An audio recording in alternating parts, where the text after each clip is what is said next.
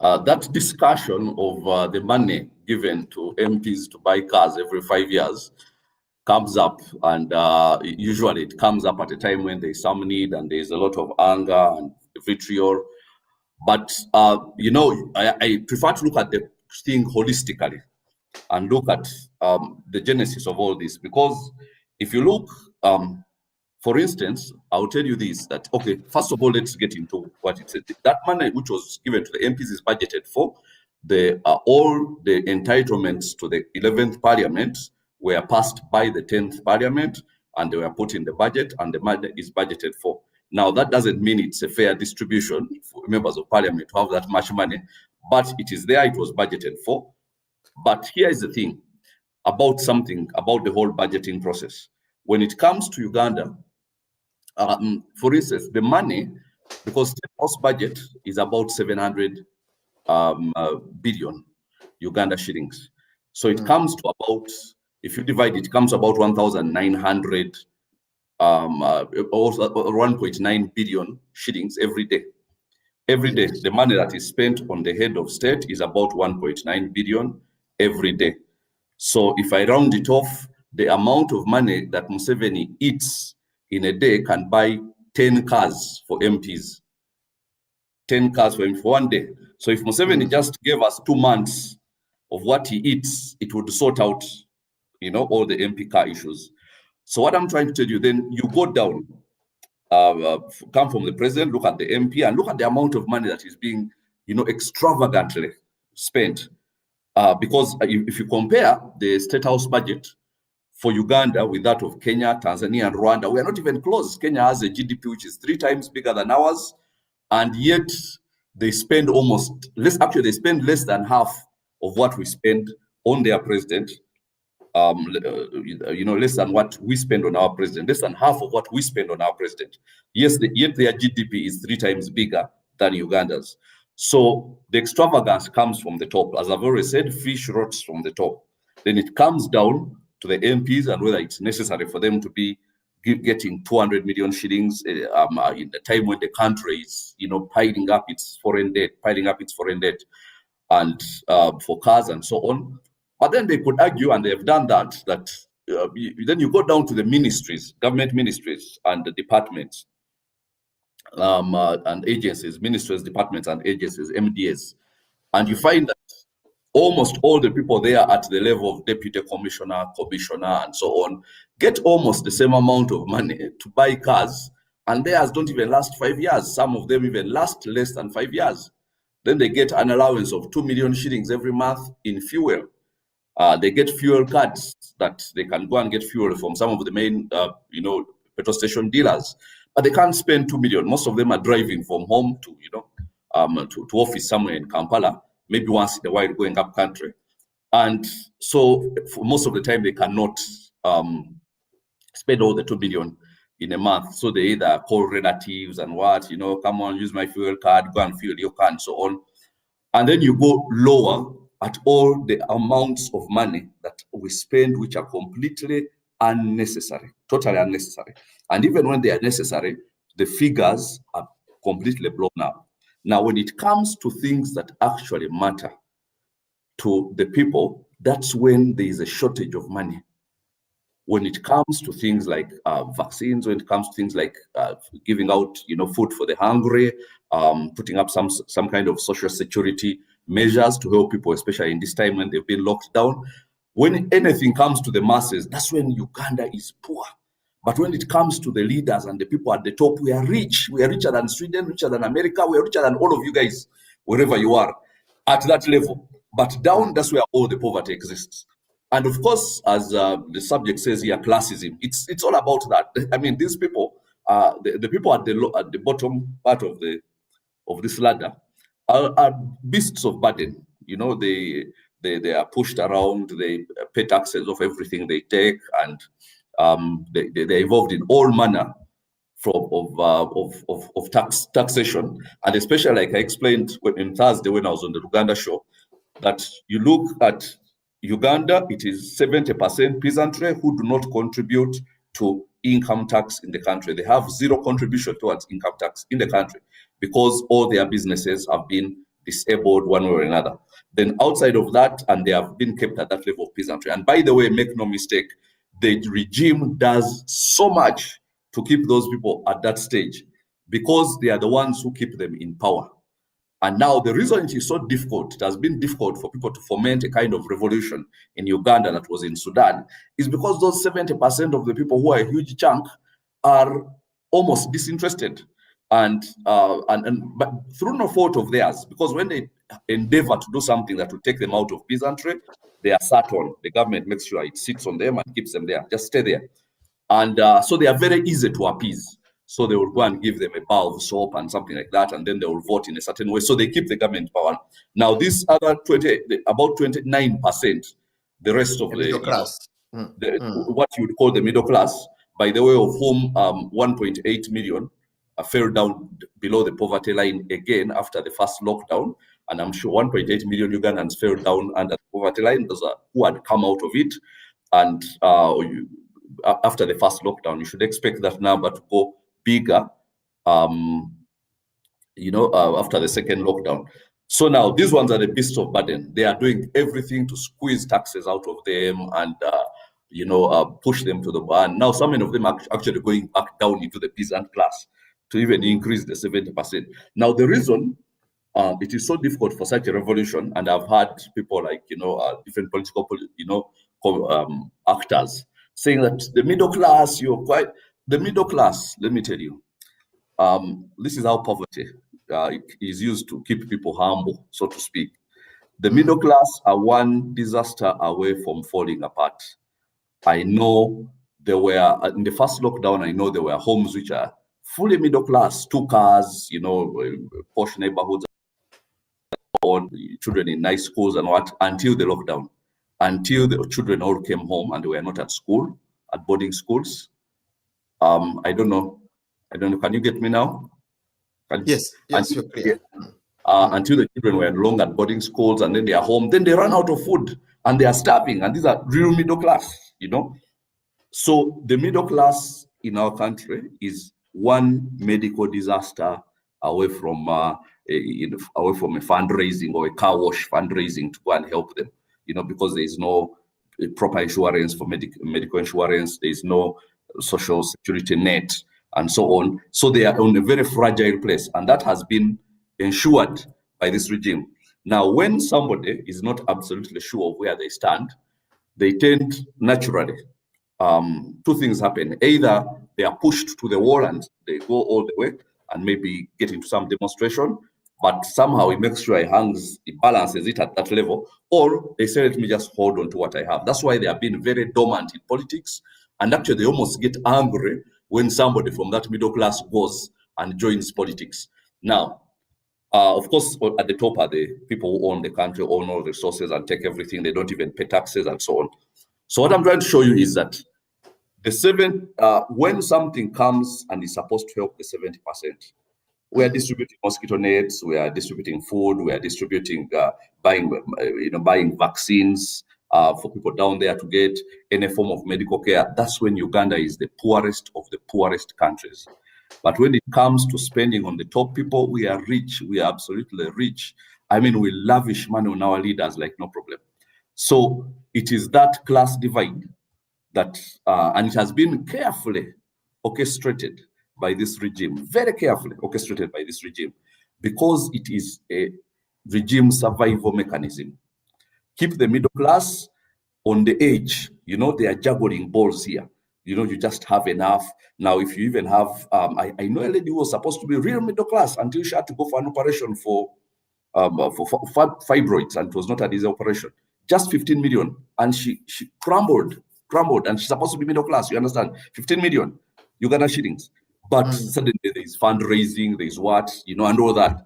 And this is somebody who is supposed to be middle class. They should at least now imagine when somebody is that, their life is that precariously held together. There is a limit to how much they want to involve themselves in issues of national importance, of oral national guidance, because they feel they do not have the luxury.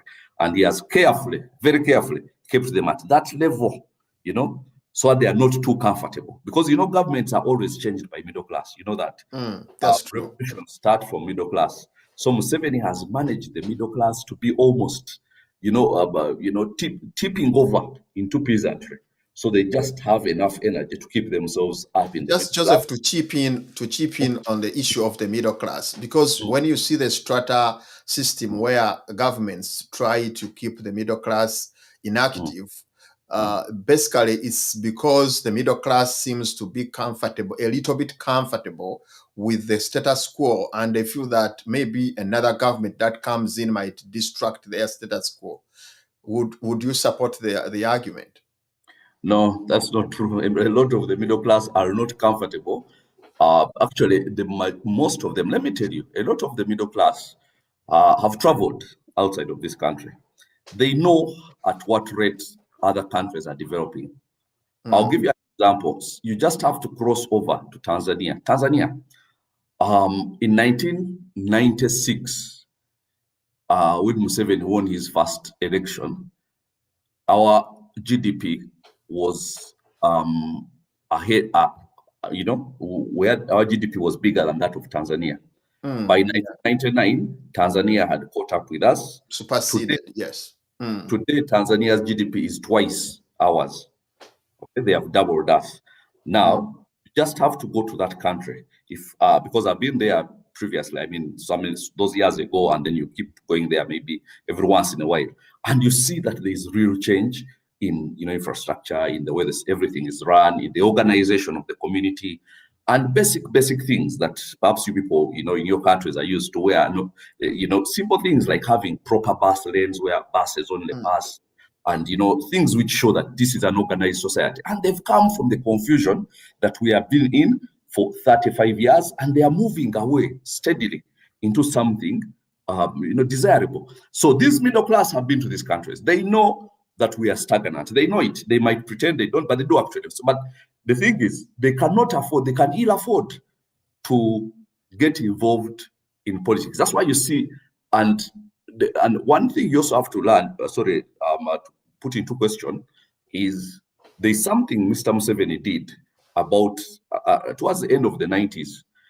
And it was actually not even him. It is somebody who is now in the opposition and is a big critique of the government, who was a minister at the time, and somebody who was a civil servant ran against him in parliament and really gave him a bad time.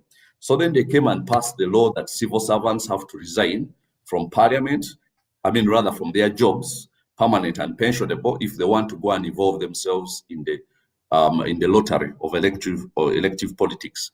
So now what that did, imagine somebody of my age, I am 49, if I'd been working in the civil service from when I started, finished university, I'll probably be at the level of assistant commissioner or something thereabout.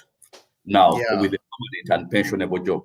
Now, you tell me, Kabuleta, if you want to go and be a member of parliament, resign this job, completely resign. No, don't take a leave of absence or anything. Resign completely and give up everything, and then go and compete in, political office. Now, when that was passed, and it was almost spread across even to other non-government institutions. Now, any of the companies, even media companies, the televisions, companies like MTN and Airtel, if you want to go for politics, you have to first resign your jobs. Now, when Museveni did that, he made sure that he would keep a certain caliber of people within politics, and that killed all the middle class. Because I would be honest with you, it would be very difficult for somebody who has been, who has a top job in government somewhere, to give that all up to go and stand for. So actually, when I was standing, one of the things I came up with, I said, just say take 6 months leave of absence, unpaid leave. If you do not go through, come right back. Now, if we just change that small thing, suddenly the middle class would be involved in politics. Would be participating. Okay, Joseph, let's hold it from there. Let me bring in Jonathan. Jonathan, as a lawyer and as you have seen many of your colleagues going to parliament from grass, and when you look at the situation right now they are so big with the first push with 200 million Ugandan shillings. I would like you to put in your observation on this. What do you think? Is it scapegoatism as Joseph has said? Because Joseph says it is a budgeted issue, only that it is the problem of possibly the strategists are the ones who are not doing it right. I mean, I want your input there, Jonathan. Thank you, Dr. Juko. Indeed, I associate largely with the views of Mr. Joseph Kabuleta on this kind of crisis. It's a crisis that probably many people tend to look away from in the hope that probably by some miraculous venture akin to the one the Israelites experienced while crossing the desert, manna falling from heaven, that it will be averted, which is not quite the case. But really my take is to say it's indeed of little surprise that the priorities in this country are rather mixed up. You know, I have tried to do a simple study trying to compare members of parliament in the 60s to today's members of parliament under Museveni's regime. Even I think in the early years of Museveni's regime, they were not this extravagant. But I mean, in the later years where Museveni has tried to, have a grip on power and have longevity as far as a dynasty plan is concerned. And it is absurd that those simple men, well grounded in morals, in matters of service to society, were very much eager to travel in those very simple cars. We are talking about Angalia. I have never seen an Angalia myself. I've seen one. A Peugeot 404, I hear some of these things. And these cars that traveled the breadth and length of this country, the length and breadth of this country, even when the roads were not as good. But today, you have fairly the main roads leading you to the villages, fairly well done, and therefore you may not even need to have 200 million plus, to buy these so-called V8s and then fuel them, and all the scandals that surround such transactions or procurements in that sense. And so you also want to relate that to the level of debate. People who earned, I think, I don't know how to do the economics there, but let me put it this way. Imagine they earned maybe 10 times less than the current lot of MPs. The quality of debate was so high. I've been reading Hansard's. You're amazed at the quality of debate on issues of national concern. And when you see today's members of parliament, there is a little bit of, not a little bit, a lot of drama in the House over matters, they would have really strived to dedicate more time to study and debate about. They hardly even have enough time to debate about these issues. Anyway, you want to really connect that to today's topic. I agree there is classism in this, and it is deliberate policy by the regime as far as the longevity of the regime and survival is concerned. But two, people will hide about the legalism, to say, as members of parliament, we have a right to acquire these vehicles.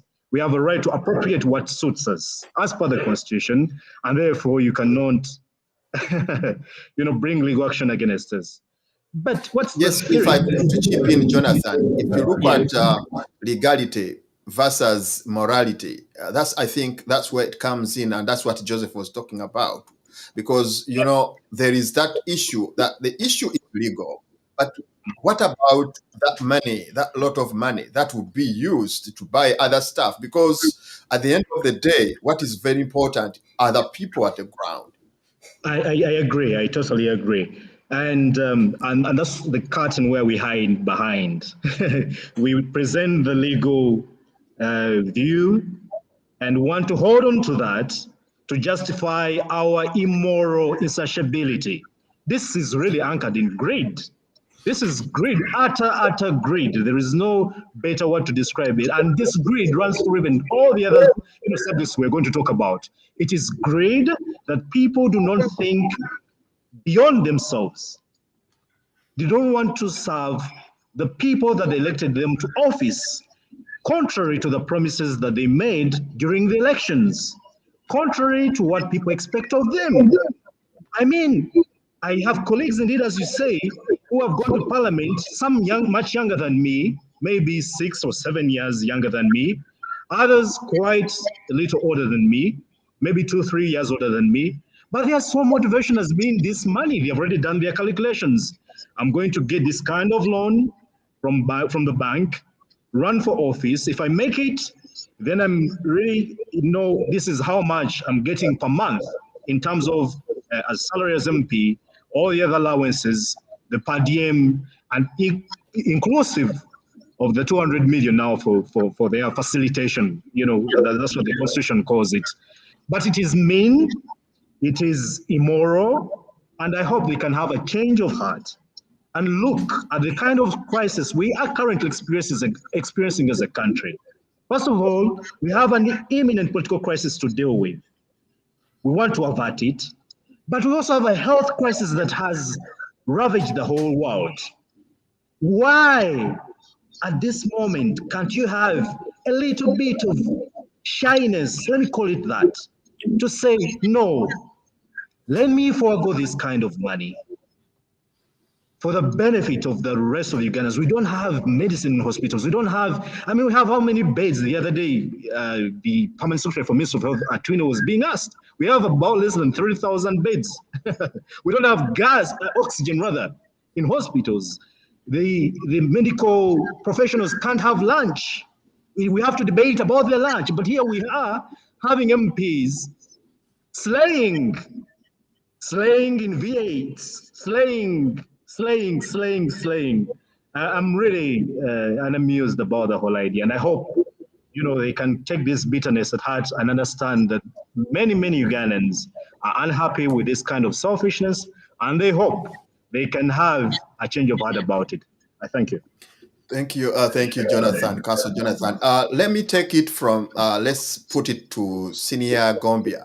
Senior Gombia, here we look at a situation whereby, as the previous analysts have mentioned, there is greed, there is, though there is legality, there is greed. And here we look at the opportunity cost comes in is this situation, because if you look at what is more important, is it the cars that they buy for them or other dimensional issues that need to be solved as members of parliament? What is your take, Senior Gombi, about this? Thank you so much, first of all, for having me here. And let me say this from the very outset of this conversation. First of all, I was a parliamentary reporter from 1980 to 1985. I remember very well seeing the likes of Sam Kutesa, a person at that time I saw as a very, very capable parliamentary debater. Now, when I look at the Sam Kutesa of today, who is a multi-millionaire and not even able to visit countries like here, because if he came here, he'll be arrested. If he went to the United States, he'll be arrested. And this is our foreign secretary or the Minister of Foreign Affairs. Now, the way things have turned in Uganda since the NRM took over or captured power, that's the word I prefer to use, because they were not elected. They captured power, and what they have done with my country of birth is outrageous, in that they have made the country become their own property. Now, when you make a country your own property, you start by making legislators become your own servants. In the time that I was covering Parliament, there wasn't a single time that any member of Parliament at that time was offered this outrageous sum of buying a car. I mean, if I go and work for the government, do they actually expect that I will ask them to give me a car so that I can come to work? Now, if you are chosen to be a member of Parliament, you are supposed to be a representative of people in your constituency. Now, if you are asking the people in your constituency to buy you a car so that you can go and do the work that they sent you to Parliament for, what message are you sending? I agree entirely with Jonathan when he says this is a moral irresponsibility. It's really much more than that. That members of Parliament in Uganda can actually sit there and accept to be paid 200 million Ugandan shillings to buy cars, when the people they've actually gone to represent in that Parliament are walking the streets on foot. You can't even afford a bicycle. And for you, an MP, you go and get 200 million pounds to go and get a car so that you can go and visit them? I mean, how do these people look at these people? How do these constituents look at their MPs when they come with their new cars costing them to, because that is supposed to be taxpayers' money? Now, how do they think when they actually get into those cars, drive back to their constituencies and talk about what they're doing for them? And they know that most of the constituencies actually, they don't have even public transport in the area. They can't afford a bicycle, leave alone bus fare to go wherever they want. Now, this is what Yoweri Museveni has made Uganda come to. That when you are in a position of power, you look to the person who is above. First of all, you look at Museveni. That is why Parliament today has become a laughing stock. They can't pass anything. Museveni comes with anything, and there's no. First of all, he managed to bring about gerrymandering, whereby a lot of constituents are in his area, and there are more members of Parliament from where he comes from, Western Uganda, than the majority of other places in Uganda. The last time I looked at a map of MPs, I was shocked to see that Western Uganda has got more MPs than the rest of Uganda. That's very true. Yeah. What is this telling? What is this showing to Ugandans? That here we have a leader who has made it a point to see that whatever is done the way he wants it to be done, no matter what you do. That's why I say, when people go to, when last time the election took place, there was a lot of hope that the NUP was going to win and there was going to be change. I told the people here from London, where I'm sitting, and said, nothing is going to change. Because first of all, he's got more votes than anyone can ever get. He's got MPs in his own area. There was a belief that maybe even people in his own area this time will say, oh, you've been there enough for far more years, and maybe it's time for another person. No. But for me, let me leave this issue we're talking about just briefly and talk about the issue of Museveni being president of Uganda. Because for me, the moment that I met a general here in London who told me that in 2006, Kizza Besigye won the election. And the government did everything they could to make sure that they turned that ballot around and made Museveni win. So for as far as I'm concerned, since 2006, Uganda has had a legitimate president in power. Because Kizza Besigye would have been president in 2006. I wasn't very keen on Kizza Besigye becoming president, but he won that year. And the general, who most of you know, who came here and told us, yes, we saw that Besigye had won, and we worked all night to see that we turned the ballot around. Now, what chance, if a president has done that, what chance do you give MPs to go into parliament and really represent the people? They are actually, they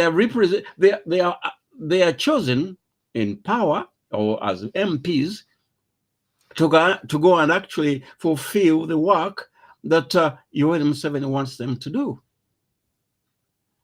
The warning that I have been issuing since I came into the UNN is this, that people keep saying, maybe they don't anymore, but so for when I came here, people were telling us, oh,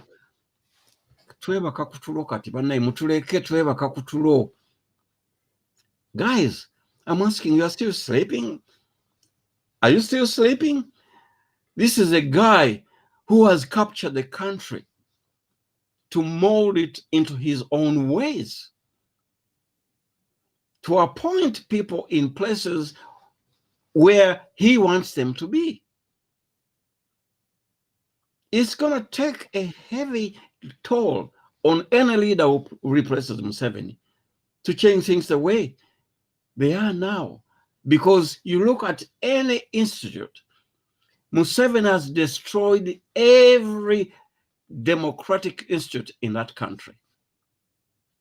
Destroyed them because they all answer yes to him. Just imagine when the elections were completed and everybody said, oh, there's a lot of evidence. Bobby Wine is going to come out with all these evidences to show that the election was cheated. I told the people, just keep calm. Nothing's going to change. That guy is going to be sworn in as president, even if the vote show that maybe he didn't win. This is a guy who has molded our country to have people who are foreign in position of power. I am here in England. I hold a British passport. Can you imagine if I managed to go into the House of Commons and become a prime minister and change everything, and most of the people who are in a position of power are from Uganda? Can you just imagine that?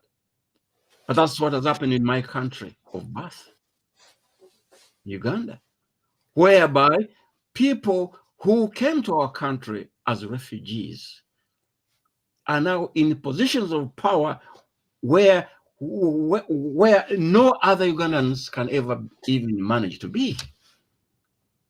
We look at people being given scholarships to study abroad.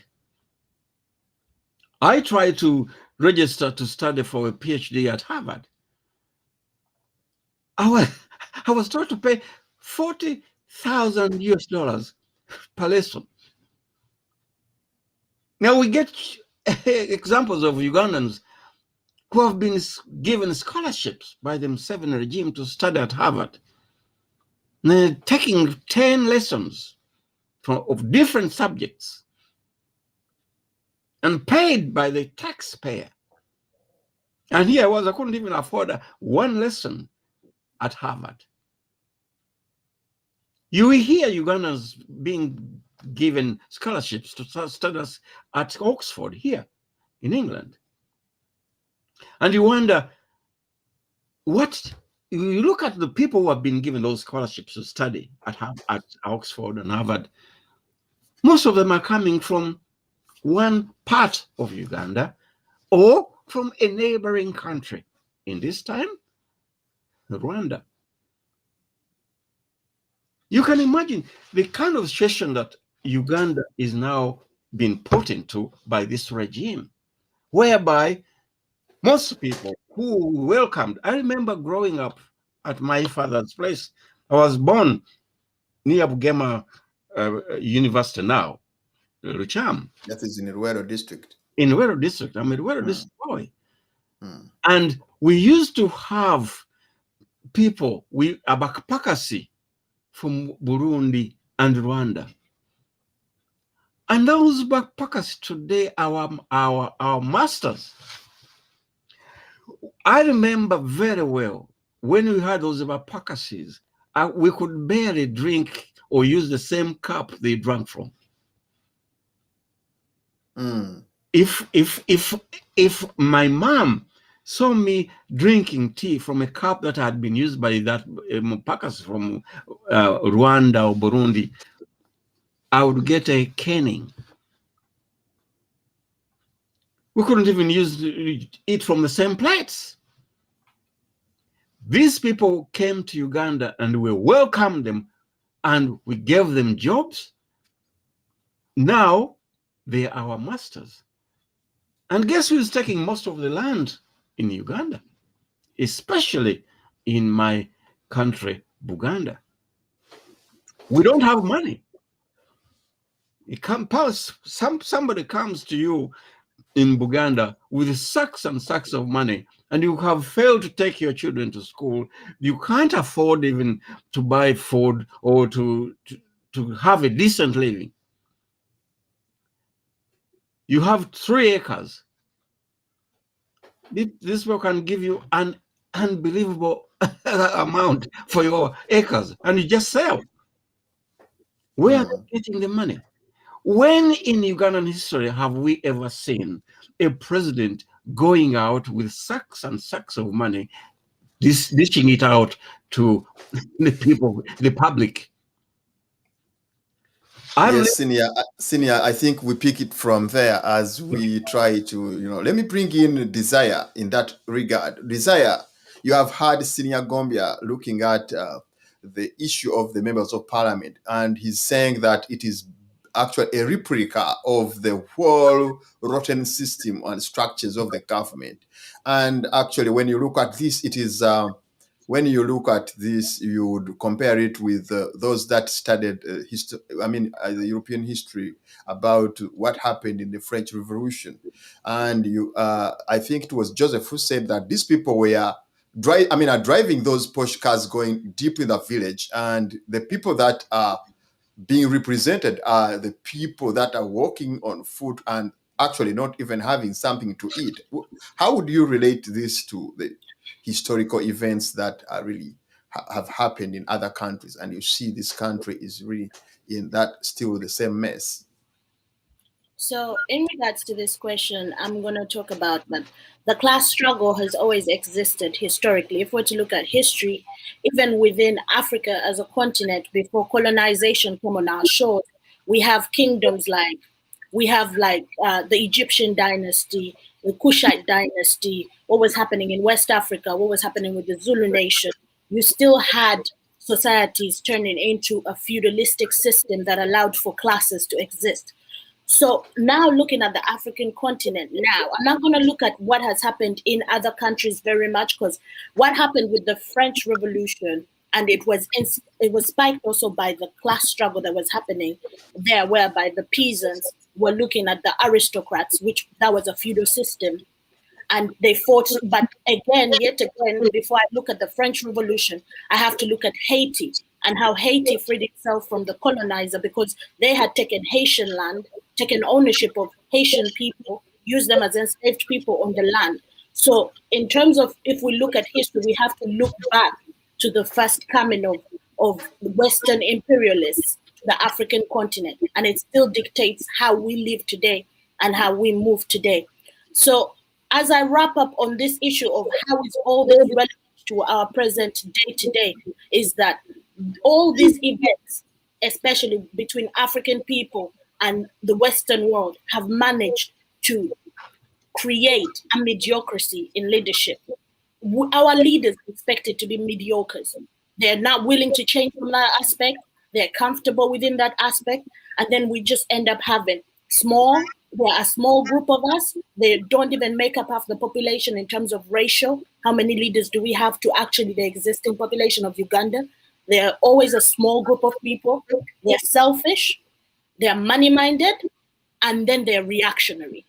That is always the characteristics that come up of leaders in a very class divided leadership. One of my favorite quotes is "The poor will eat the rich," and we will see this in human evolution is going to arrive, whereby the poor are going to eat the rich because the numbers don't add up. We have a 1% in Uganda, but I'm gonna just now talk about Uganda and Africa. In Uganda, the illusion is that Museveni and his family, which are called the 1%, and all the people, because you have Museveni, his family, the 1% who are very, very rich, but the illusion that's given to us is that they are just rich and untouchable. But the reality behind that is that they are not as, they definitely have money, but all their sources always come from foreigners. So what happens when we cut these very rich, isolated African leaders from their sources of revenue, which is always foreign investment and business agreements? So even as a population, we have a way to jeopardize Museveni's money and how Museveni is making money. And that's by strategically planning and going back to the drawing board and looking at what are the businesses that are actually running this parliament, because we knew these 200 million shillings were coming for a cup. And my question to all these parliamentarians is, how were you even going to the parliament after all before this? We knew the money was coming. We knew they would not be prepared to answer to the people. And we know, like, as how Mr. Kabuleta has already said, this is just even a small nibble of the bigger problem, which is we have a 1%, a shrinking middle class, and an expanding what I would call, because in Uganda we have mostly labor workers and we call it Nekolera Jange. We have a lot of that. So we have an expanding Lupentarian group. And with that, I advise this ruling class to take heart, because those are the ingredients of a revolution. Thank you very much, Desire. As we try to go for a short break, Jonathan, I give you 1 minute there's something you want to wrap up. Can you give it up, please? Yes, I really appreciate the views of all the fellow panelists. And I just want to say this, that the struggle to overthrow this kind of selfish ruling class tends to always have a stillbirth. And you want to compare that with 1945, 1949, during the Bataka riots. You want to compare that even within Museveni's regime. I mean, even when we removed Obote and Amin, there has always been a stillbirth which we need to deal with. I don't know whether Ugandans can one day wake up and grab their MPs by the collar, just like they did to one district chairman in Wakiso, Ewan Cheyune, and sit them down on the ground and tell them what they honestly expect of them. Give them a real beating if that must be done. We have to really own up our own salvation. It's not going to come from the ruling class. It's not going to come from, we have to be very strategic and very intentional in trying to outdo this kind of shabby job that these people have been doing for all these years. I hope the Ugandans get that point. Thank you very much, ladies and gentlemen, our viewers. The Parliament of Uganda has given 200 million shillings buying cars, is it really fair? Is it really fair to the Ugandans? That money could do a lot of things, though it's their obligation. But I think the strategists of Uganda need to look at some of these issues, regardless of their legality. The morality dimension of them seems not to be very calling. Let's go for the break. And when we come back, we are going to handle the land issue. And straight on, I'll bring in the Council Jonathan, after the break, just a 2 minutes break. And then we start from there. Thank you very much. Enjoy the break as we come back. Don't go away. I hear you to a certain extent, and I think we're learning our lessons maybe the hard way. But Joseph, let me draw you in the conversation of admissions in different hospitals. Agatha hit on it.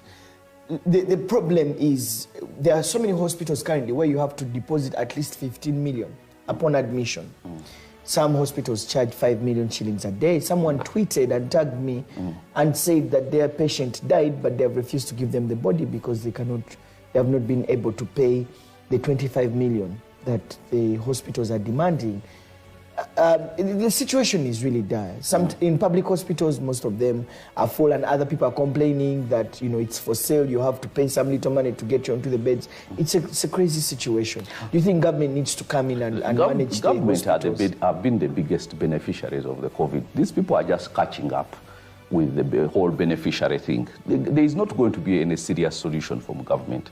Let's be honest about it. It's like we don't live in Uganda. Here is the thing. Since COVID started, there's been a lot of profiteering, and not from hospitals. Hospitals have only just gotten in on the act. Okay, there's been plenty. Right now, I'll tell you this. If you fly from Kenya, you have to have a COVID test certificate. You fly into Uganda, a flight which takes less than 1 hour, you have to come here and pay 250,000 shillings and to test you. All the people with whom you were on the plane were tested. It is a money-making venture. It's only in Uganda. If you come from Uganda with a negative COVID certificate and fly into Kenya, nobody is asking you to be tested. But Uganda, because we've seen the opportunity for money, somebody comes up and says, we have to test you here, and you wait a certain number of hours before we clear you to go. But you had a test from whichever country you came from. Those tests are valid for 72 hours, for crying out loud. There is no flight that lasts 72 hours, so there is no need for that test, but somebody is making money. Everywhere, people are making money, and you've had that, and it's a whole, there is a lot of COVID profiteering. And now once it goes into the profiteering, then everybody wants in on the act. So the hospitals are just getting in on the act. I mean, by the looks of things, it will be cheaper. It will soon be cheaper to treat cancer than COVID. I mean, where is the logic in that? There is none whatsoever. But because people see this is where the money, so first deposit this amount of money, first do what? Let me tell you something. And then even when you deposit the money, what treatment is being given for COVID? If you need oxygen, that's a totally different thing. And maybe there you really are at the massive. But what treatment is being given in those hospitals? And what is it worth that amount of money? People also have to gauge themselves. You see, when Ona is saying his children are scared, you think I can let my children watch this news where it's talking about COVID from beginning to end? They don't. Even I stopped watching news in March.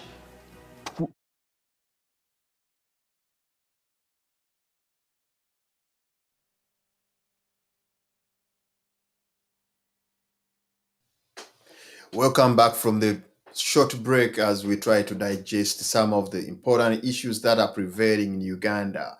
Right now, let's look at the issue of the land in Uganda, the problem of the land, the Mairo land.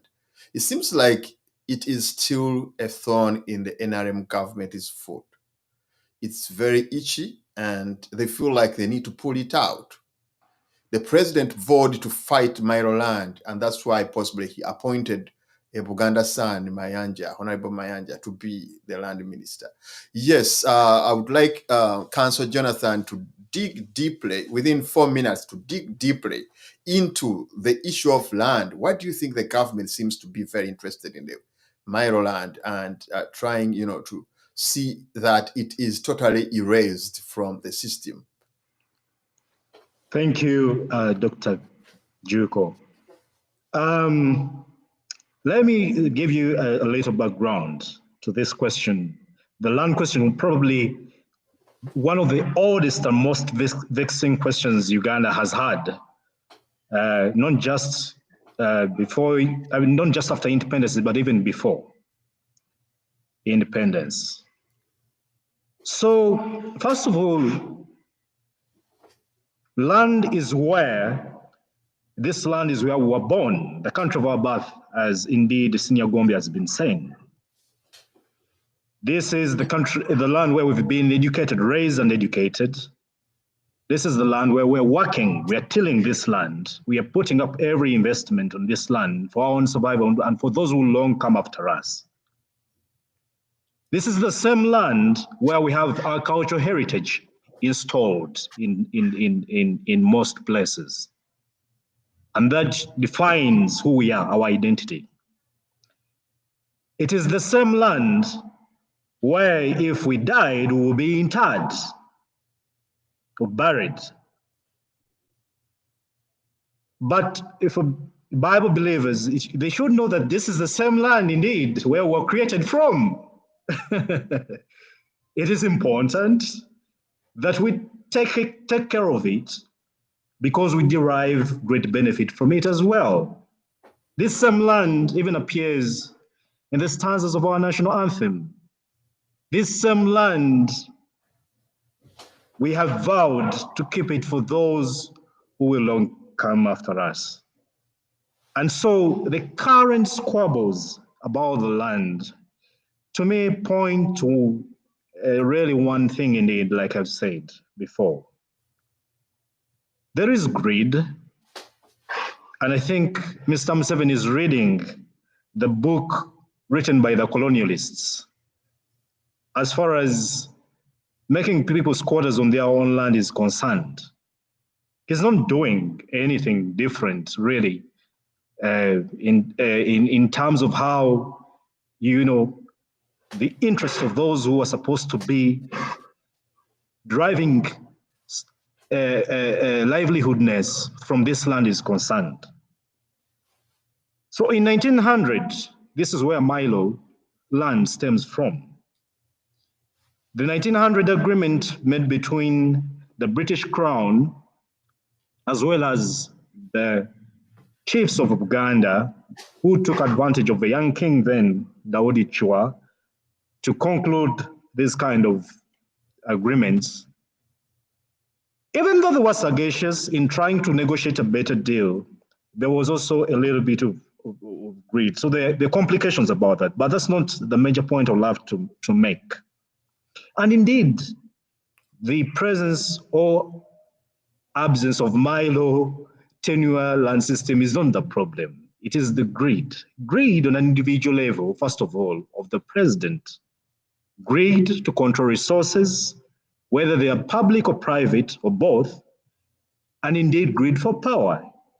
Mr. Museveni has tended to want to shorten the longevity of the kingdom of Buganda, a kingdom that is well recorded about in history, by trying to always play ping-pong games on issues he thinks were of injustice to the people of Buganda or even those whom they accommodated. And so you hear him often saying, probably in disparaging tones, about how we Buganda probably are from Lango or from wherever, and why we shouldn't really be emphasizing our own identity over those of other people, and trying to always, you know, create a divide between us and other people within Uganda by always making sensational, irresponsible, and sectarian statements that tend to anger us.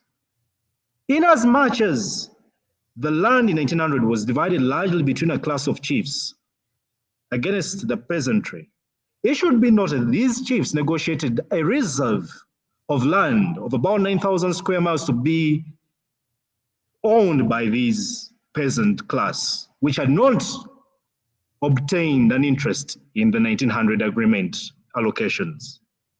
Secondly, Milo land is unique to Buganda in a sense of the 1900 kilometers I've just mentioned, but especially because people were able to curtail it around their customs, norms, and traditions. In as much as it created that kind of imbalance, people saw that they could use it to develop their own land, mark their boundaries. And indeed, where there were injustices, they were so resolved within the Busuru and Imvujo law, which tended to cater for those who are landless following the allocations in the 1900 agreement. Now, fast forward, the regime has long tinkered with this issue. First of all, during the hearings of the commission headed by Odoki, which spanned about 3 years, between 1991 to 1993, till the making of the 1995 Constitution. It was in the Constitution that those who had not owned land, rather those who had occupied land 12 years prior to the coming into force of the 1995 Constitution, were free to own it in case it was not occupied by the absentee landlords. That was an unfair and an injustice committed to the people who were owning land indeed in Buganda largely. And these migrants that Mr. Gombi has talked about have benefited from their struggle in Luwero. Now they have settled on miles and miles of land. They own villages all over the country because of that just simple but very technical provision on bona fide ownership of land in Uganda. That is notwithstanding what the people's views to the Udoki Commission what the people's views in the Udoki Commission report were. This same regime, thinking that probably that is not sufficient enough, decided to hold on to lands that were expropriated at the barrel of the gun during Obote's regime in 1967, properties owned by the Buganda Kingdom, even other kingdom areas, and to date, it has not returned all that land to the owners, notwithstanding its mandate, rather not mandate, but the objective in the 10-point program to store, to settle injustices or to correct injustices that were committed in the past for the benefit of stability, peace, unity, and development of this country. This same regime introduced amendments in 2004, which were intended to cause disruption between landlords and tenants, so that on flying on populism, the government could probably overturn the land system or tenure systems in Uganda, particularly in Buganda, where Buganda had been very, very diligent with its Buganda Land Board before it was abolished in 1967, in trying to make sure that the land is well managed in terms of industrial development, in terms of the environmental protection, in terms of every little bit. But this government doesn't care about that. No, you will find forests raised down. You will find, people owning kind of villages. You'll find people bribing others. We'll find people buying chunks of land in areas where they anticipate development and things of that kind of nature. It's all greed. And President Museveni, unfortunately, thinks that he can settle scores in every contest using force, which is not going to work. I heard his remarks. I heard some Mayanja's remarks. I know about the Attorney General's appointment, but I'm not fazed by all that, by the way. I need to let Ugandans know. What Ugandans should know is that this land, however much tinkering it has gone on, will return to them.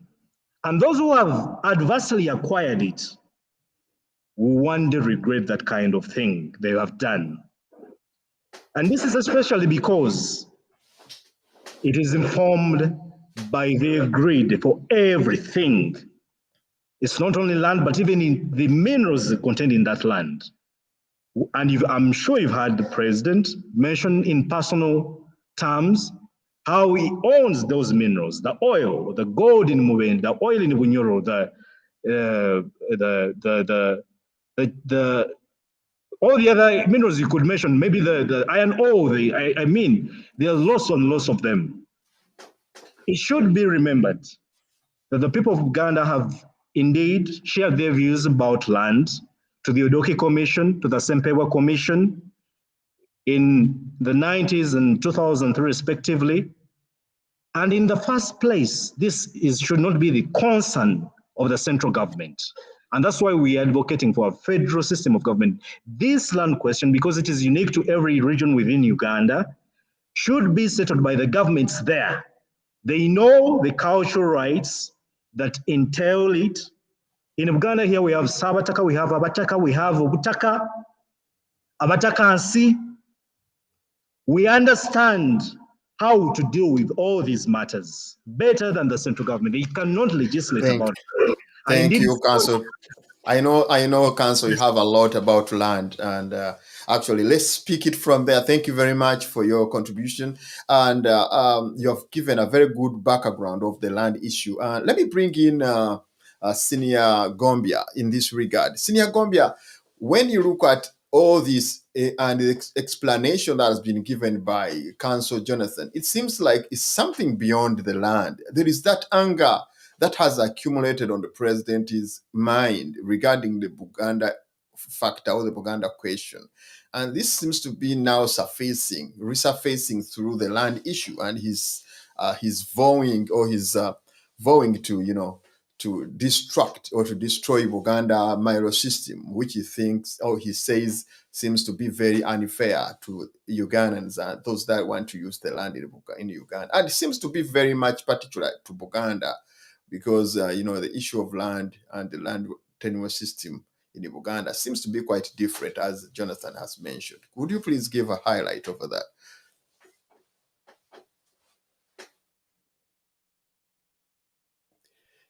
Yes, we don't hear you. Can you mind your voice, please? Okay, what happened today? Yes, we hear you now. We hear you now. Okay, I'm saying that as a Muganda first and Ugandan second, this is an issue that led me to go to the University of London School of Oriental and African Studies to study African history. Now, Buganda,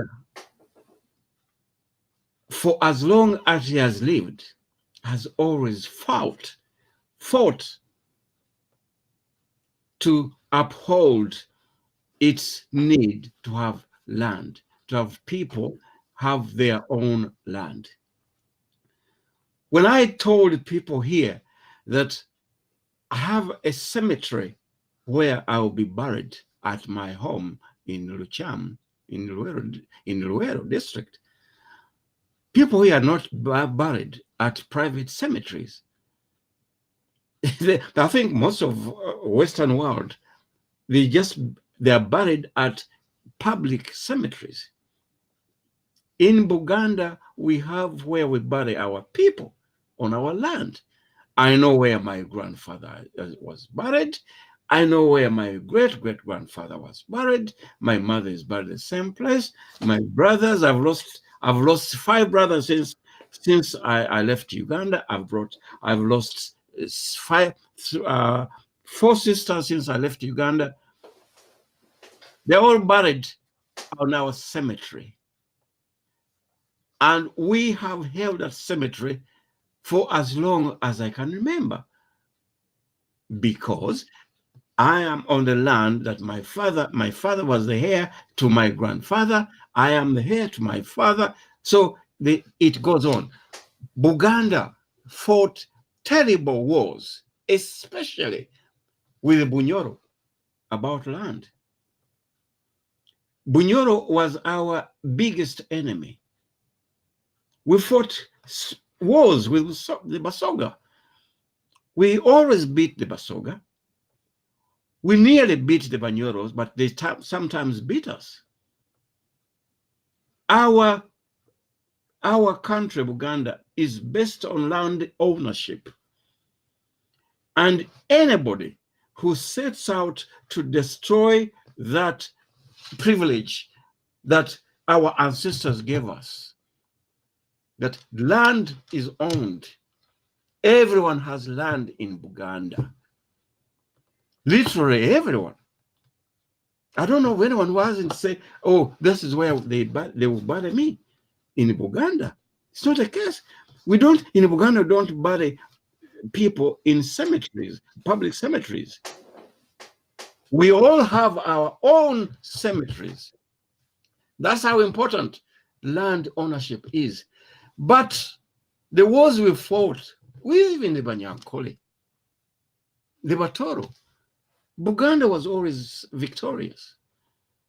But here comes somebody who cannot even really tell us who his father is. Because, Dr. Jew, I can ask you about your grandfather, and you can tell me who your grandfather is, and your great-grandfather, and your aunties. And they can say, these were my aunties. We have... And I know where they are buried. I always mention that is sleeping somewhere in a particular land. Exactly. Now, we've had a president for 35 years whose father we actually don't know about. We don't know about his aunties. We don't know about...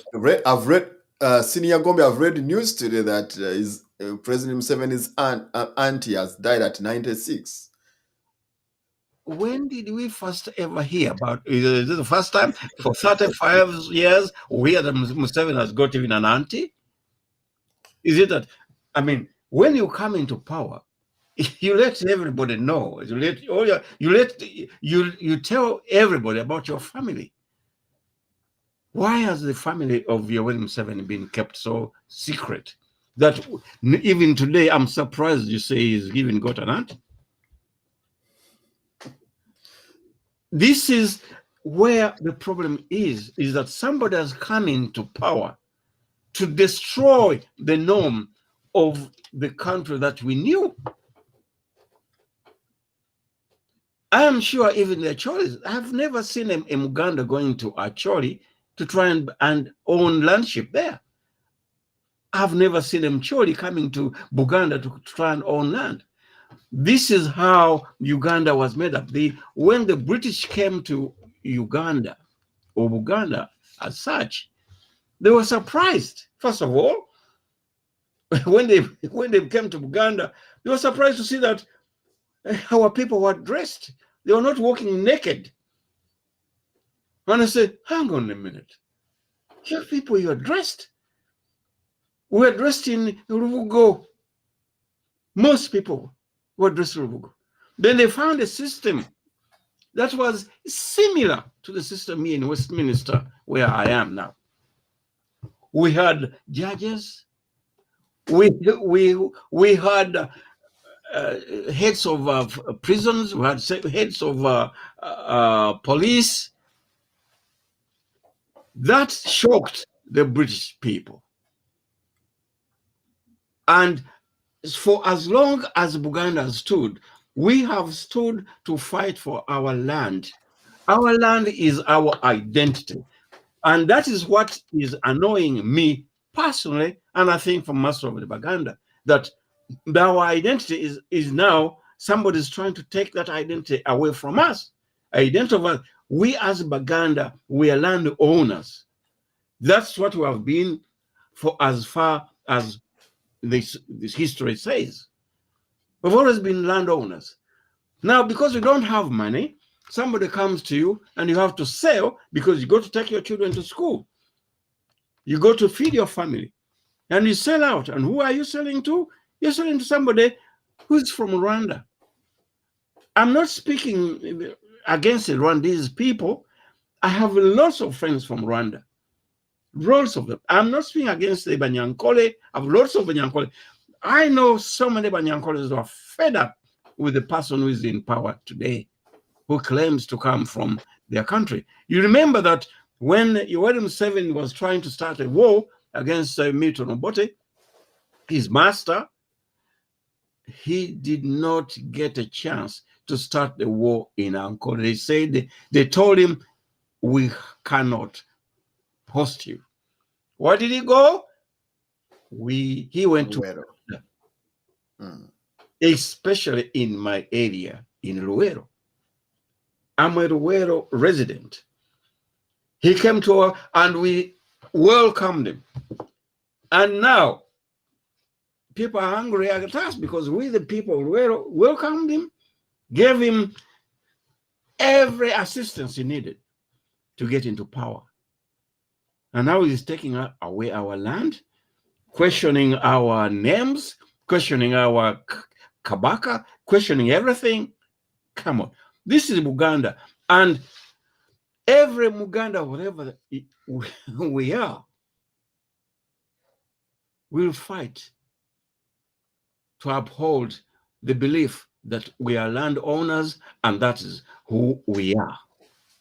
Thank you, Senior Gombea, for the insight and that kind of analysis. That let me bring in Senior Kabuleta in this regard. Mr. Kabuleta, if you look at what is really happening, I know it's happening in other areas, but it seems like it is beyond what people think, the land issue or the Milo land issue. The president or the government, the regime might have seen something beyond what we are discussing. Would you please give an insight over the issue of the land and what do you get sense out of it? Thank you. The thing is, what is happening in Buganda is no different from what's happening across the country. I'll start by telling you that if you go to northern Uganda, where there was a war for almost 20 years of this regime, and people were taken off their land and taken into, internally displaced people's camps.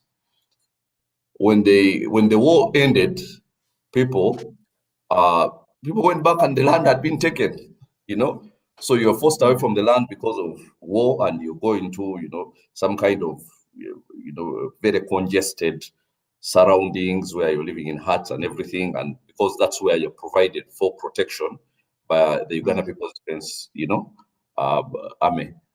And when you go back, the war is over. Now we go back and till our land. There's no land.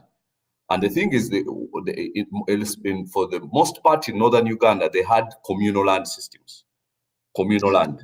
So there's no real legal hold on to the land, but they had no issues until these people came. They had no issues. People knew that this land is communal. It's used like this. Some land was owned by specific people, but there were land which was used for grazing and things like that, which was, communal. So this land, anybody can graze their animals here. It doesn't belong to anybody in particular. And it was a system that was working for them. It was destroyed. Then they came back. Their cows had been taken in northern Uganda, in Lango especially, but also a bit in Acholi. The cows had been taken. For every 5 years, he goes and promises them that we've got money to restock your cows, and that is a lie. And if there's one thing Museveni is good at, it's a lie. I think he would even fail a polygraph test speaking the truth. So he went and so he keeps on telling them we'll restock the cows, and that doesn't happen. But ultimately, I mean, you think what is Salim Saleh doing in Guru? He's buying square and square miles of land from very, very poor people who have been made poor by his government, and now he's owning. The same thing he has done in Nakaseke, in Luero, he's now doing in northern Uganda, and they are doing in other parts of the country. So I know, of course, a lot of you people are, about Uganda, and so your outlook is so much Uganda, and I really, really appreciate that. But let me give you the whole scope of it. Now, when you go, for instance, to Bunyoro, which is the other kingdom, which was very organized like Uganda and had almost a similar system to Uganda when, historically. Now, when you go to Bunyoro, for now, Bunyoro it's different. Actually, the trampling on there started even by the British, who are paying the Bunyoro, repaying them for being, fighting colonialism. So because of Kabuleta's resistance, the British decided that they were going to do certain things to Bunyoro. I've told you about that before. There was a genocide, which has even been acknowledged, by the kingdom there in the UK. There was a genocide. There was a number of things there, and also deliberate things too. I mean, you've heard of how they spread syphilis and so on, and how it affected those people and so on and so forth. But here is the thing: what the British did, they got almost every elevated area, a hill, and made it a forest reserve. So they made it this is a forest reserve, this is a forest reserve. So they made sure that the indigenous people are only in valleys. All the hills are made as forest reserves, even when there were no forests. So nobody could own land there. Now, what this government has done in following up with that, because they want to destroy all order. Now, unlike the British, who are more interested in destroying Bunyoro, these ones are more interested in destroying Uganda. Now, what these people have done is, when the indigenous Bunyoro, of course, realizing that, I mean, forest reserve, there's no forest here, so they started trying to settle in those places. They would be chased out. This is a forest reserve. And actually, in the mapping of the country, it would be allocated as a forest reserve. Now, when people from other tribes came and started settling there, some of them, Balaro, who had guns, they entered into the forest reserves, and this time nobody chased them away and told them these are forest reserves. So then they came and took up all these forest reserves, and now they are landowners there. And then the interesting thing is they even had guns. So even when the indigenous people would come and say, how come we've never been allowed to till these lands, and you come somehow and you're allowed to till them and nobody chases you away, then guns come out. And that has been happening. And there's a big problem brewing in that part of the country as well. And it's a silent brewing problem, but because of course I'm from there, I noticed that I noticed during the campaign that it's so much, simmering, a lot of anger simmering under there, and it is as a result of this policy here. Then you go to other places, like let's say Teso. Teso, same thing. People, land is being bought. Okay, I would even move down to Soka, let's say, where forests, where people could not be allowed. The same thing that happened to Bunyoro, where people could not be allowed.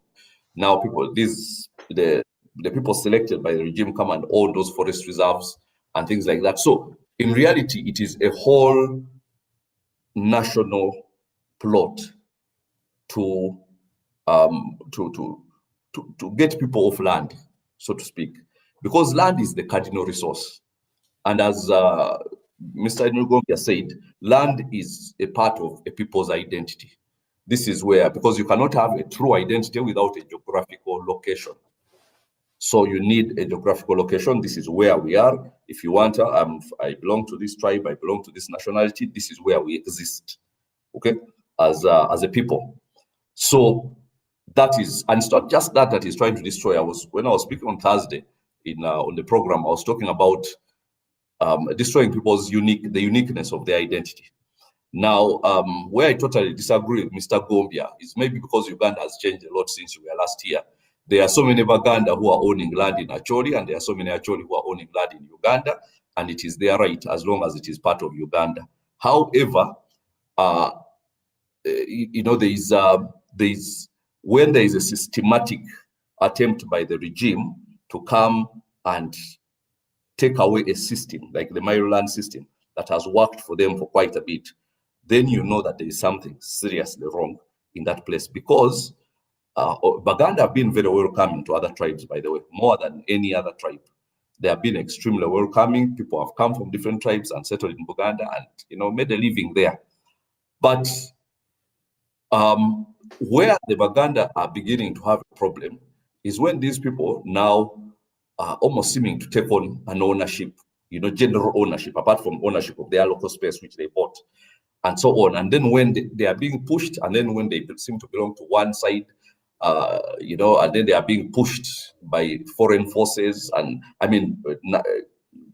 government officials and so on. Now that's where a problem really, really, really arises. And now, while I do not want to tribalize anything, the one thing I hate to do is tribalize anything. But every tribe, every culture needs to have its unique identity. For instance, even in the UK, you hear of people there, while people like Henry Gombia have been welcomed there and they are citizens there and everything, you see that the British were a bit concerned. The reason perhaps why they voted Brexit, they're a bit concerned that there are going to be all these immigrants and they will lose their unique British Englishness over Britishness, because there are things which are unique about them. They're a unique country. When you go to France, you expect a certain, uniqueness of France. Now, why these countries might welcome, so many immigrants, they don't want to lose the uniqueness. Even you see in Germany, at first they were welcoming of all these refugees from Syria and so on. But then when these people come and try to change the German way of life and the way the Germans think they should be, that's where a problem comes. Now, that is the same problem we're having here. When people come into a country, rather into a region, let's say, and then they try to change the cultures and the norms and the things, that's where a real problem comes, and that's where the people who belong to that culture feel the need to stand up and fight. So the whole issue of land, the one resource these people have still yet to completely conquer is land. I told you this Chisanja 2021-2026 is supposed to be like their crowning moment, or everything they have been trying to achieve they're supposed to crown it off. Like, this is the tipping point for everything they have been trying to achieve. And what is that? The oil deals are being done right now. They are going to make sure they belong to certain people within that 1%. Really, it's really not even 1%. It's like 0.1%. Basically, relatives, friends, and in-laws within there. And they'll take all the money accruing from the oil that is meant for Uganda. The mineral deals, all those are being done. I told you how they have invaded tourism right now, and all, the game parks, they are right in there completely. Now, the last enemy, so to speak, left to conquer, as far as they are concerned, is land. Now, that's why Museveni is coming. Now, these other ones, he feels he's significantly made progress. Now, that's why he's coming into the area of land, and the places he's going to start. By the way, I'll tell you this, he's not starting here, it's more or less ending here, because the damage that has been done, that he's planning for Buganda, was done to Bunyoro long time ago. So he's coming and he's arriving at Buganda. Now, if you can dismantle a system that has kept sanity in Buganda over land, then he will achieve, because he achieves from confusion. When there is a clear-cut system that this is Crown land, this is Milo land is bought and sold like this is the system that governs it, then when there is clarity, he cannot come and take control.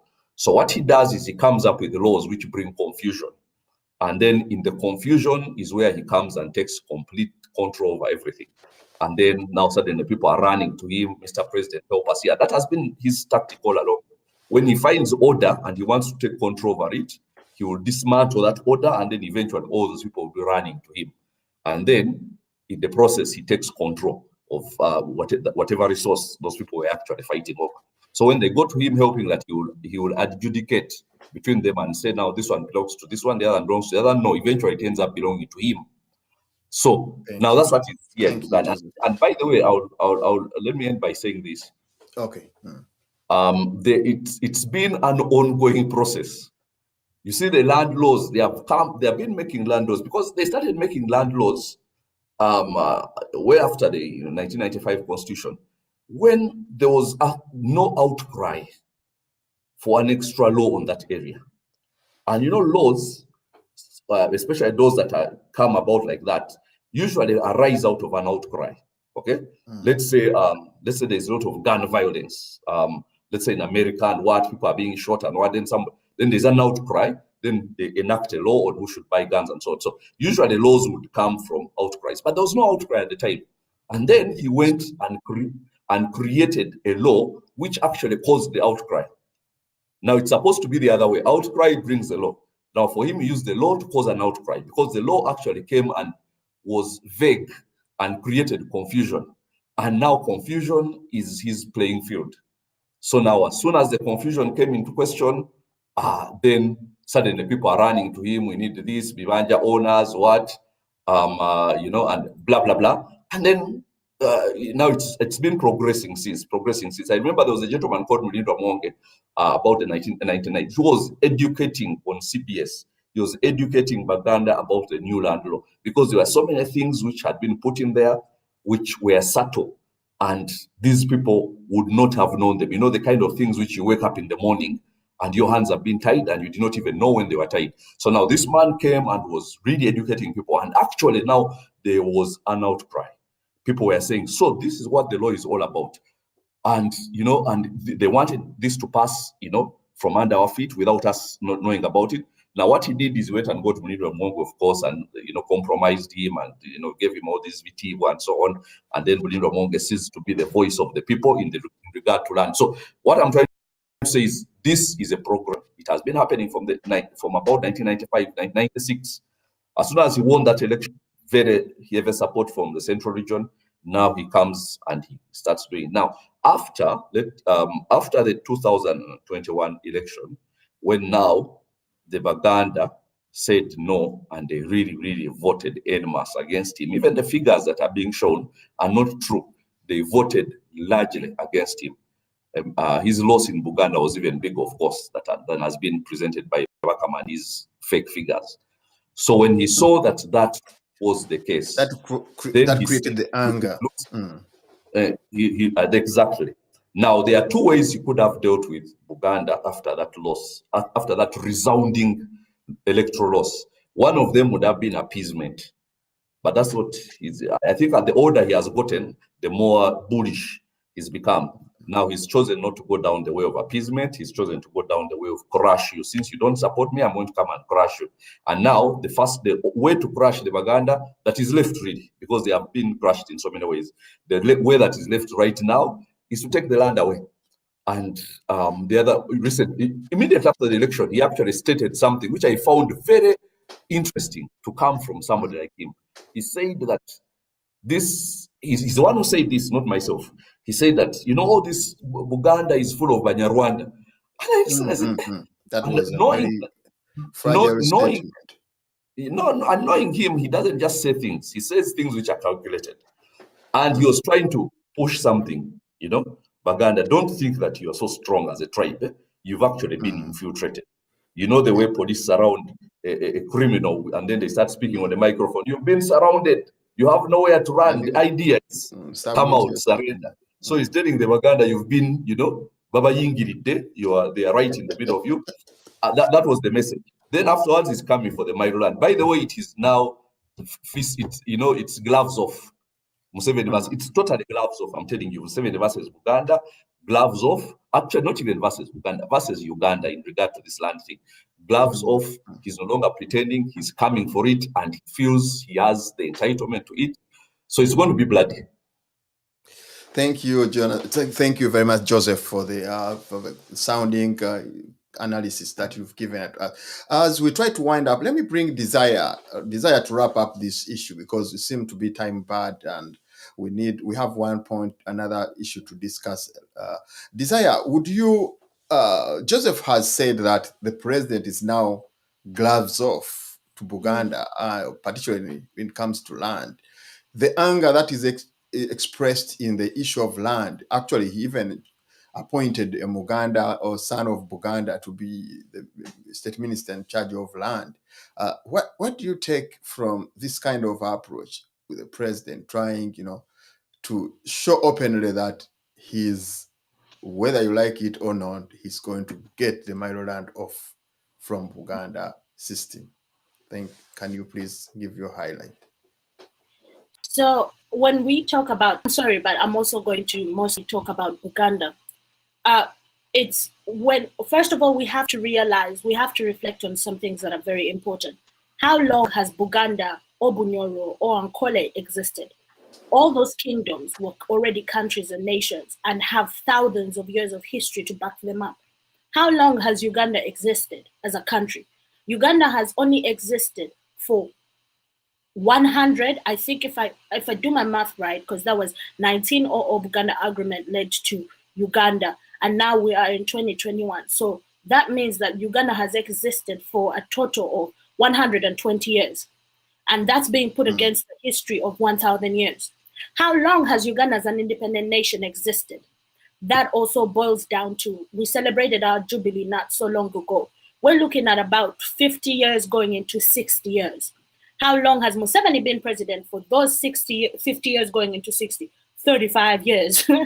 So we should not underestimate where he's going, but it also seems that Museveni has underestimated what already exists. What is happening now with Milo Land? Museveni is not the first person in history to come up and disregard the rich cultural history and norms that Buganda as a nation had. The British did it. When they first came to Uganda, they were so surprised by everything there, to the point that they tried to insinuate that it was the Greeks that came through Egypt that led to the system that we have, that Africans cannot have such a system, and it has to be some European intrusion into the assembly of such a system. And it was not just a system, that it was a political system. It went into politics, it went into, it was a justice system, we had a chief justice, it went to distribution of land, and it went to the welfare of the people. So Museveni is not the first one to try insinuate that Ugandans might, that Buganda might have some lineage to Luo. That was also said through history. But ethnically, Uganda as an ethnic group, we all know comes from the Bantu, who stretch all the way from west to the south of Africa, to Zulu Nation. So as we talk about the struggle for power and land and what's happening in Uganda, yes, I agree that, yes, Museveni has opened up a war on Uganda as a whole. And why now Buganda is at the center stage is because of course, that system that our ancestors made sure that we have. That system has existed for over thousands of years. That system even outlives some countries that we praise a lot, like the United States of America. Buganda has been strong and existed before even the United States of America that is so looked upon. So what I'm trying to say is that it is not surprising that Buganda yet again is at a center stage of the total disassembly of Uganda, because Buganda was at the center stage of the assembly of Uganda. It only makes sense then. Let's not always forget our history, because these cards come back into play. Because to assemble Uganda, they had to do the Buganda Agreement. To totally disassemble Uganda and make it something, I don't know what Museveni wants to make it, but to make it into something that is of his liking and his small clique and group, Buganda must be disassembled. So generally is also one thing that we ought to caution ourselves on is a reference to the word tribe. Tribes do not exist. Tribes is a word that was introduced by colonial entities to try and convince us that our grouping according to family and our ancestry and our lineage and how we governed ourselves only equated to a tribe. Never has it equated to a tribe. Those were nations that were destroyed. Those were countries of their own. Buganda existed, Ankole existed, Bunyoro existed. So when we demand for a federal system of governance, according to our lineage and ancestry and our cultural norms, we are not demanding for a federal system of governance due to the tribes that we come from. I view myself as coming from Buganda nation. I don't come from a Buganda tribe. That has never existed. That is an illusion. That is a corruption of information that the British people used. And the one thing that I must say the British, the French, the Germans are unique for is anti-civilization and colonization. Those were words that they put into vocabulary of a language that they forced us to learn and speak today and communicate. Because when our relatives or like our grandparents speak of Buganda, they say Egwanga, which translates to a nation. But when we're taught in school, we're taught that it's a tribe, which is historically incorrect and does not and should not even be used. So when we talk of federal and want it to be in federal system of governance, we should always look at it as we don't want it because we come from these tribes, because I don't come from a tribe. I have never come from a tribe. We come from nations full and rich of history that stretches thousands of years. And history again is coming back to haunt us and will always come back to haunt us, but it's always how we apply history to into our present, to pan a future that actually is inclusive and and equates to and supersedes our history. So to conclude this, and the issue of land is that, and the issue of land and what's happening with land in Uganda / Buganda and what has happened in Bunyoro, it all comes down to one thing. I remember I said this a long time ago or before, and we all know this. The war of the indigenous people will always be the war of the land. The displacement of our ancestors was a war of land. But why the land? Because the land holds the minerals. Why the minerals? Because they invested into the systems that, again, come about to exploit us. Why we haven't been totally displaced?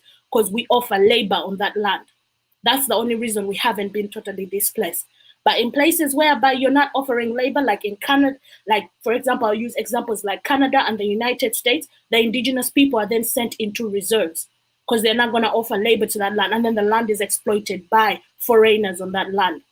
So we must go back, revise our history, know our history. Because if you do not know your history, or you do not know what led to your existence, then the colonial project is underway and total erasure of us as a people will happen eventually.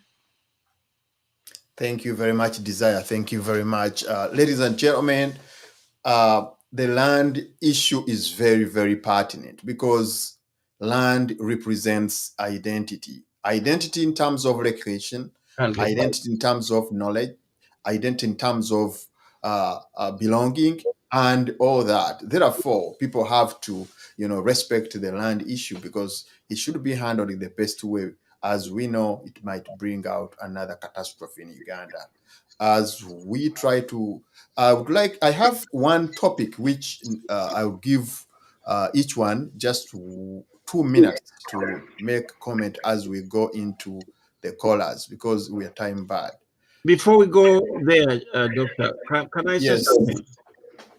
Yes, please. I wanted to ask Joseph.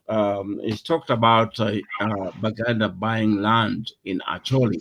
I remember in 1985, I was traveling to Kasese with my girlfriend then, who is now my wife, and we saw Kasese so beautiful. I said, "Oh, let's try and buy land here." We went around and I said, "Oh, no. You're coming from Buganda? There's no way we can sell you land."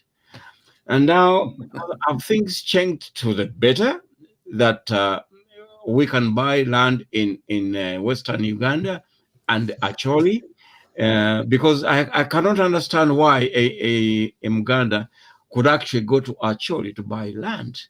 I've been to Acholi and I cannot see, unless you're buying for business, I can't see a Muganda going to buy land. Not that, I mean, if you're used to being in Buganda, I can't see myself going to Acholi and buying land because we have enough land in Buganda for anybody. And I'm sure the Acholis, that's why it will be very difficult for Muganda to go to Acholi and buy land. Have things changed for the better now that you can buy land anywhere where it wasn't the same case before?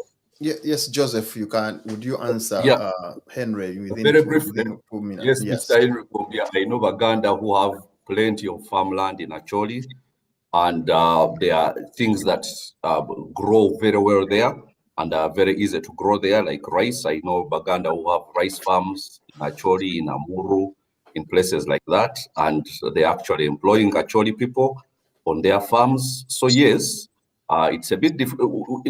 To be honest with you, Mr. Gombia, in the 35 years you've been away from Uganda, there's been a lot of interlinkages between these tribes.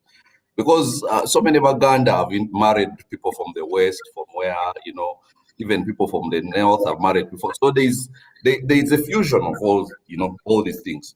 And also answering Desire about tribes, and when the colonialists, when all African countries got independence and they had the first summit for the Organization of African Unity, OAU, they decided that one of the first and major decisions they took, which in my opinion was very, very good, is that regardless of how reckless or unrealistic the dividing of the nations was, they should be left as they were. Because if people had gone into dividing, I mean, saying this country should have been cut out like this, we would still be fighting up to now. So they said the Bazungu decided in the Berlin Conference, the demarcation, and they said, regardless of how unreasonable they were, let's just retain them and move on from there. So now, whatever political system we come up in Uganda as a country has to be acceptable to 56 tribes. Now, that is the challenge for everybody. But you people have to understand that the problems that we are having in Buganda and in other regions are created by a government which hates this country. When we have a government which actually loves the people of this country, those problems will not exist. They are created by one person. So we are dealing with a massive problem, but the cause is just one. You see, it's just one. It's like having one underlying sickness and it's creating all these symptoms. And when you deal with the sickness and it is curable, immediately all the symptoms vanish. So, Mr. Gombi, I can assure you, all your worries concerning the land issue, the Bataka issue, and all that, all those things will vanish when the underlying sickness that is called Museveni, Yoweri Kaguta, is out of the way. That one I can assure you. Because Baganda, Banyoro, all these people have suffered the same branch of the same man. And there is a willingness by these people to move in a certain direction. So when we are discussing, when I am discussing, I'm discussing it holistically, the nation. But the problems of Buganda are not unique to Buganda in Museveni's regime, okay? Because the same creator of these problems has created them elsewhere. Only maybe a few varying other symptoms. So you people of Buganda descent, don't worry. It is going to be well. With your land, it is going to be well. With everything to do with you, it's going to be well with everybody. But we have to come up with an administrative system that is agreeable to the rest of the country. Otherwise, the country goes into chaos. And that's what we don't want. So to create, as I told you, maybe some of this, I mean, it's unrealistic to get people from, these Bantus and mix them with the Nilotics and so on by the Berlin Conference and so on and so forth. But we decided after independence, we retain those boundaries. We have agree with what was demarcated. Yes, we have to move at that level. Yes, the debate seems to be getting hotter because it seems like Jonathan wanted to come in. Just 1 minute, please. Yes, thank you very much, moderator. Not to disregard entire Desire's point, as well as Mr. Gombia's, I'm yet to actually look at statistics from the Lands Ministry or Registry regarding land allocation in Uganda, ownership in Uganda by Baganda in other regions of Uganda. To really be convinced about your point. But back to Desire's point about nationhood, Buganda, which means bandos, is a collection of different ethnicities. And I'm sure you know that very well. Besides what you call the indigenous Baganda, you have the Banyala, you have the Baruri, you have the Bakochi. All these form part of the nation of Buganda. And Buganda had an active assimilation policy that would even take care of those who had migrated from other regions to come and settle in Buganda, and they were by that virtue they became Baganda. The Kabaka of Buganda, not of the Baganda. I mean, I think we need to get that entirely correct. I feel very uncomfortable as well to the attribution of tribes and tribalism here and there. Thank you very much. Just two minutes on the issue of Honorable Nabanja, the Prime Minister, has bad members of Parliament who have been giving out money, food to the people, and said this is jeopardizing the government programs when they give out money. And they said they will be arresting members of Parliament who give out money. And on the very same note, I want you to, whoever comes up, to discuss, to just bring in the issue of Honorable Nabanja, decrying of her relatives being threatened because possibly of the pressure that she's putting on suppliers of government, like food and all the other requirements. Can I start with Councillor Jonathan, please? just within 2 minutes, because we are time bad. We want to get out. I beg your pardon, I couldn't hear you very well. Yeah, what I'm saying, just in 2 minutes, we want to indulge into the discussion of Honorable Nabanja, the problem of when she said that giving out food is illegal among members of parliament who have been giving out food and other requirements to the people because of COVID. And also, she decried of the problem of receiving threats from members of possibly government people who are corrupt, and saying that she's also jeopardizing their function. So I want you in 2 minutes to wrap up with that. Each of Okay, you. thank you. Thank you very much. First of all, that's not unique to hear.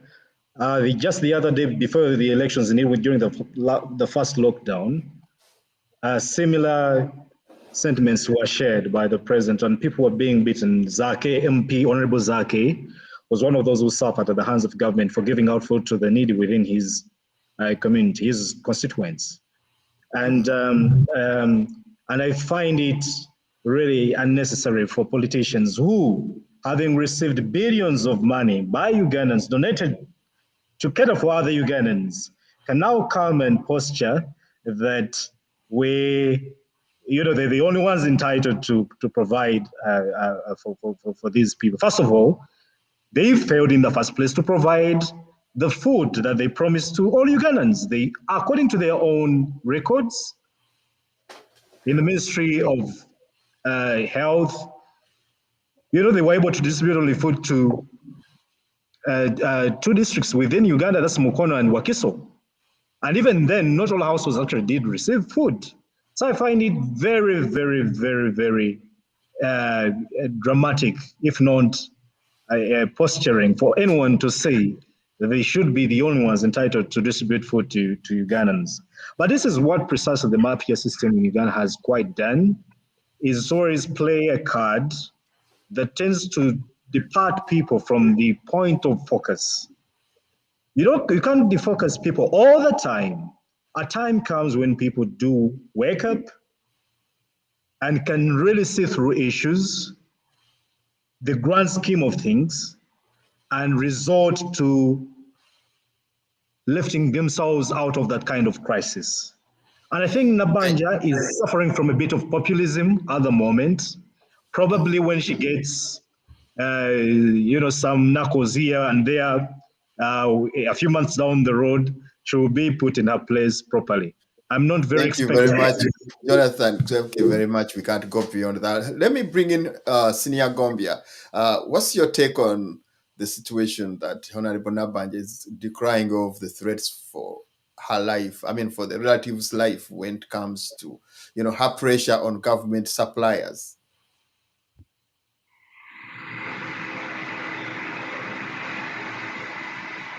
We can't hear you, Mr. Gombia. Your voice, please. Your sound, please. I don't know what happened. Can you hear me? Yes, yeah, you're okay. You're fine now. You're good to go. My answer to that is from the experience I've had here in Westminster democracy, whereby a member of parliament has a right to go to her or his constituents and help them in whatever way they can. So if Ugandan MPs have got money to spread around to their constituents, as long as they're not breaking the law and reporting what they have done to the authorities, I don't see anything wrong with that. And for a minister to come out and say, or the prime minister to come out and actually tell MPs not to help their constituencies, that's unheard of. I think MPs should have the right to do whatever they can for their constituencies, because those are the people who vote them into power. Thank you, Senior Gombia. Desire here is a situation that Honorable Nabanja gives out. I mean, the government failed to give out food. Even the money scheme failed because there are few people that have complained I mean, there are very many people who have complained that they haven't received the money regardless of saying they were given.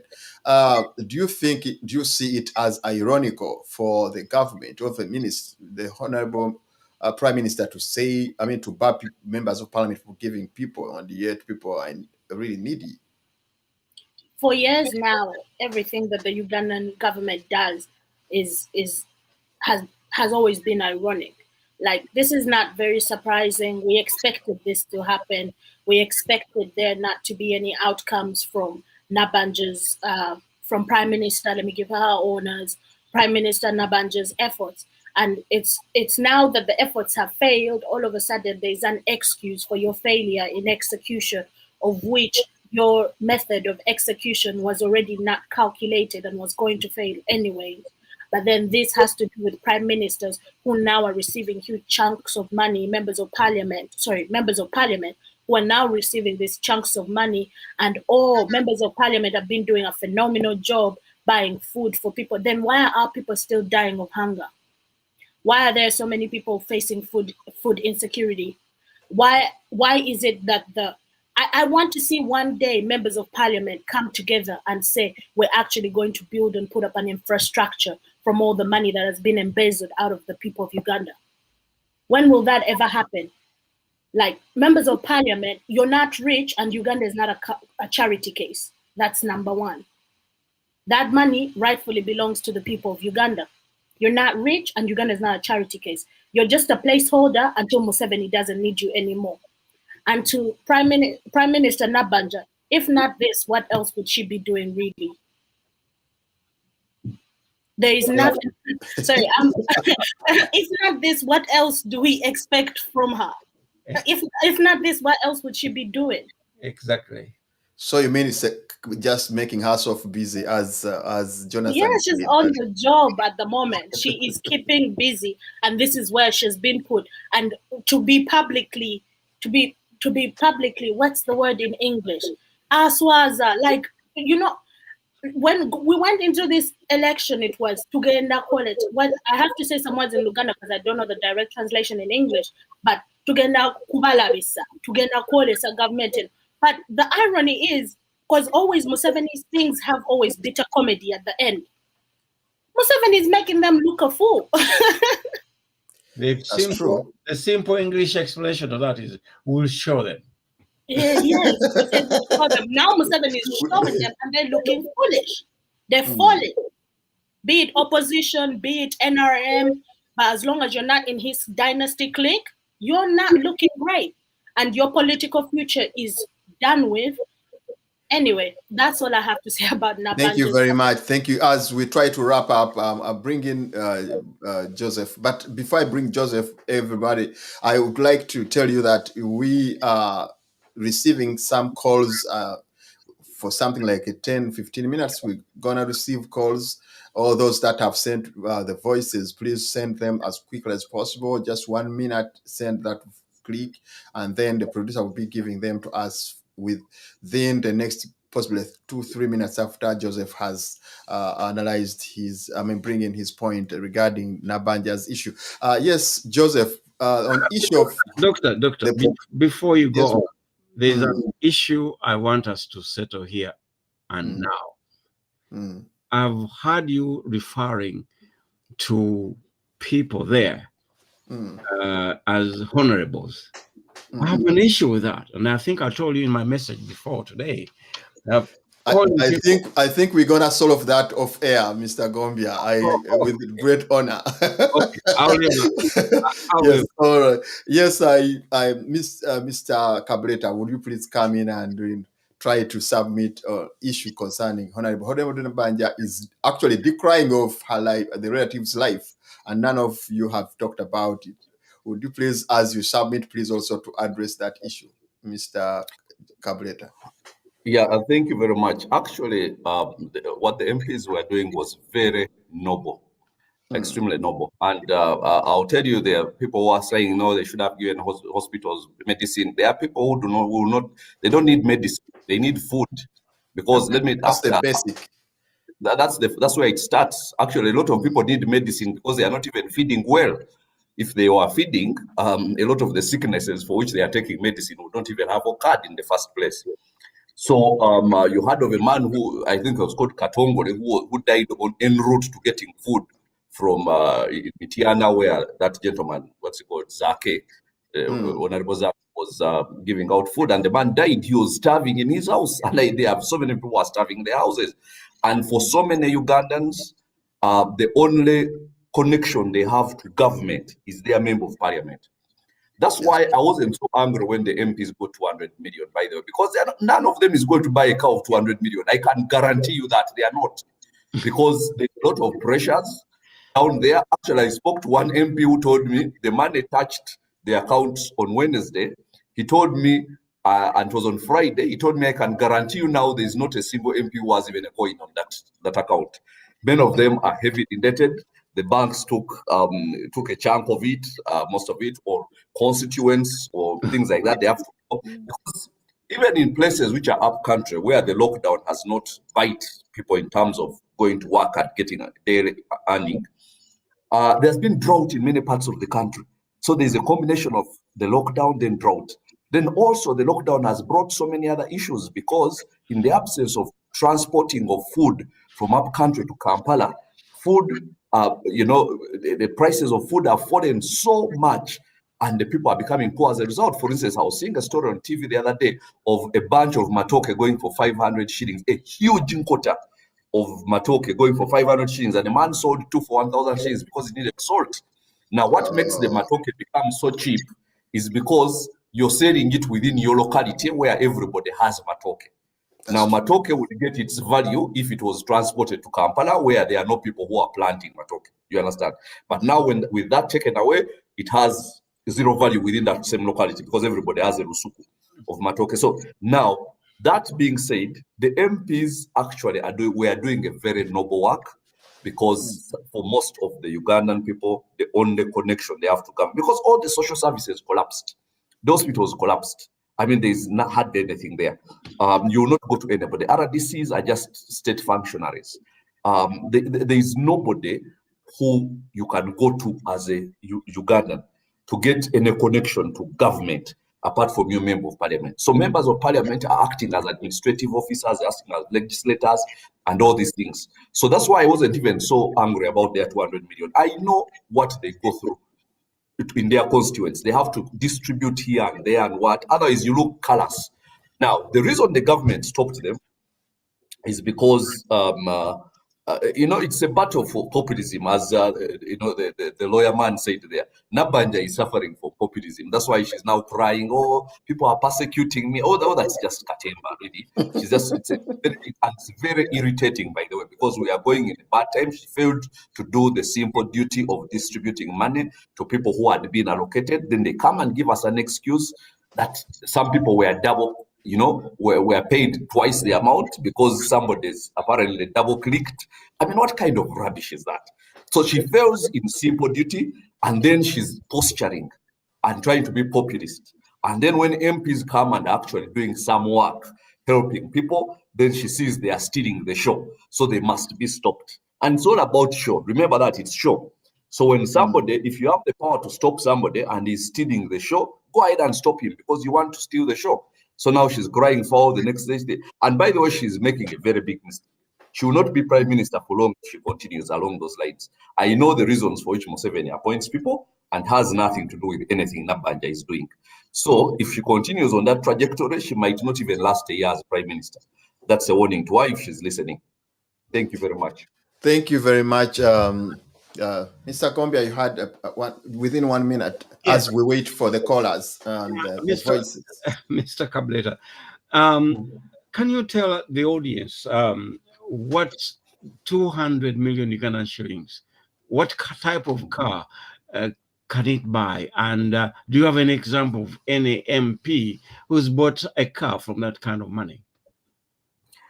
200 million actually does not buy a terribly good car, because because first of all, Mr. Gombia, the taxes on cars here are extreme. They are going almost to 100%.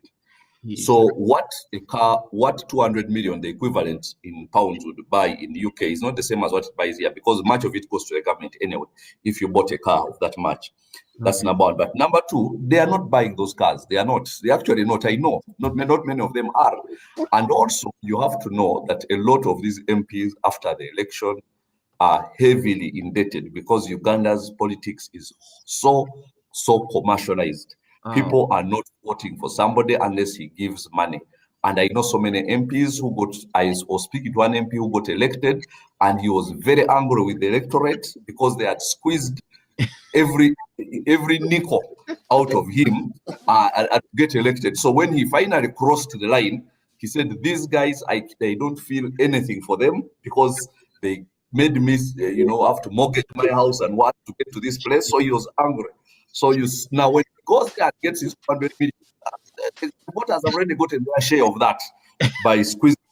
Now, if voters could vote issues and rather than voting money, then we could actually, because somebody was angry, MPs are getting 200 million. I said, let anybody who has asked an aspiring politician for money has no moral right to question them getting that money. If you're the kind of person, and those are few, who stand up and say, I just want to hear your ideas. I don't want any coin from you. Just tell me your ideas and you get my vote based on what you say in regard to what you're going to do for us. If you're that kind of person, then you have the moral right to come up and question that. If you're the kind of person who says, buy booze, buy this, buy that for us to get, buy airtime and so on, then shut up. Because this is the reality of Ugandan politics, and this is what Museveni has made it into. Very commercialized, so he's the beneficiary. You don't have money, he distributes money to his NRM MPs, Remember the famous $379 million, which was for a Loboa hospital, for the hospital in Loboa. Do you know what they told the NRM MPs? This is the money we are going to give you for campaigns. So they passed the budget, even if everybody knows there is not going to be a hospital in Loboa built. No, it has not even, the ground has not even been cleared yet. So, but that's the money, which is, they come up with an excuse, we are going to build a hospital. There is no hospital, it's not going to be there, I can guarantee you that. But it was given to NRM MPs to give them that advantage so that they have authority. So, my point is, Joseph, thank you. MPs were doing a noble job, and we are grateful for them while they did it before they were stopped. Thank you. Thank you very much. Let's have some voices, and then after that we wrap up, because the producer wants me out of the studio right now. The producer, can you send us the voices and we listen to them, and then we see, oh, you have a caller, we can have to listen to the caller, and then we get out of this place.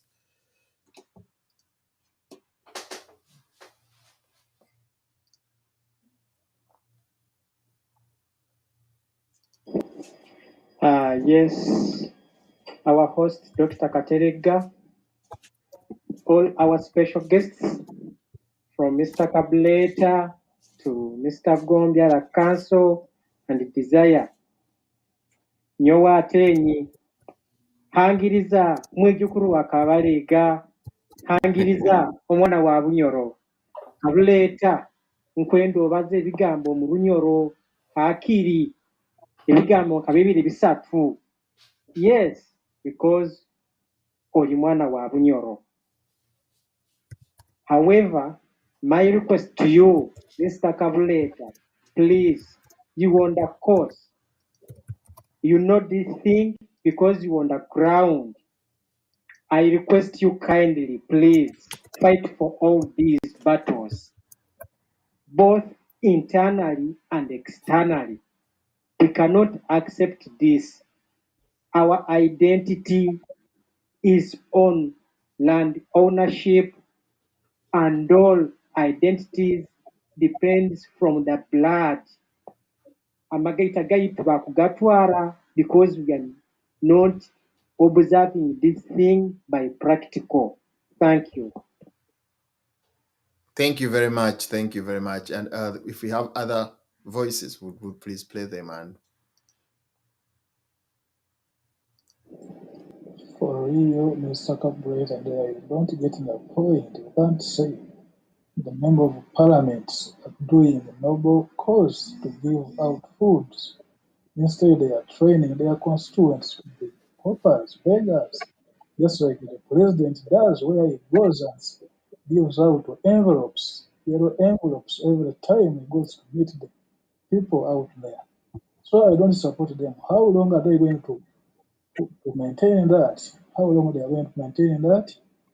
They can't maintain that because they give just food for 4 days, and the lockdown takes 41 days. How will they maintain that? Please, not normal.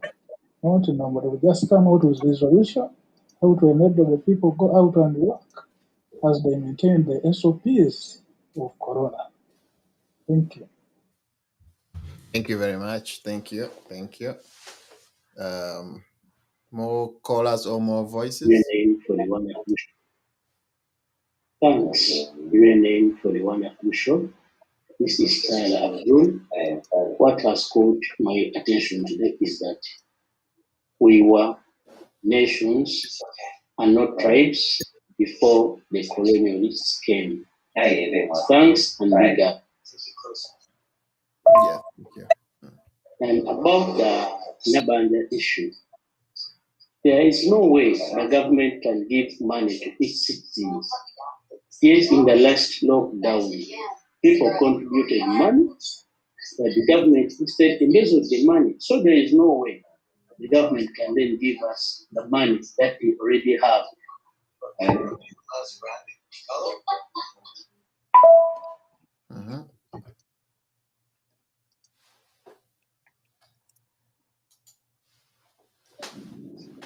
Thank you, the Tower Committee and the board and the hosts, and also our glad Senior Gombia, Kabuleta, Katelega, and the rest, Desire, and another gentleman there. Thank you very much, Desire, to enlighten. And I want also the board to more enlighten the word tribe and a nation. Here we are nation. Tribe means a primitivity. That's why people call our kings chief. Is a queen a chief? You know, thank you, Desire. Thank you, Desire. Let's continue with that. We have some more. Yes, I think Senior Gombia, the gentleman that has the last voice was very pertinent, and something very important to note there about the nation and tribe, because the definition of a tribe is totally different from the way they define it in Uganda. And actually, what is your take, Mr. Gombia? Can you please in just few minutes answer some of those people that have really raised up some issues? Refer to myself as a Muganda first, because I was born in Buganda and I'm Uganda, but I'm a Ugandan. And when I'm asked here what country you come from, as I come from Uganda, I don't say I come from Buganda, but to Ugandans, I'm a Muganda first and a Ugandan second. That is the definition between who I am. That's my identity. That's why I'm fine. For me, the land issue comes to my heart because it describes me. It's my identity. If I don't have land as a Muganda, then I'm not a Muganda really. And that's how I take the issue. Thank you very much. Jonathan, would you please, if you have any answer to some of the callers, and we see how we wrap up. Your voice is not...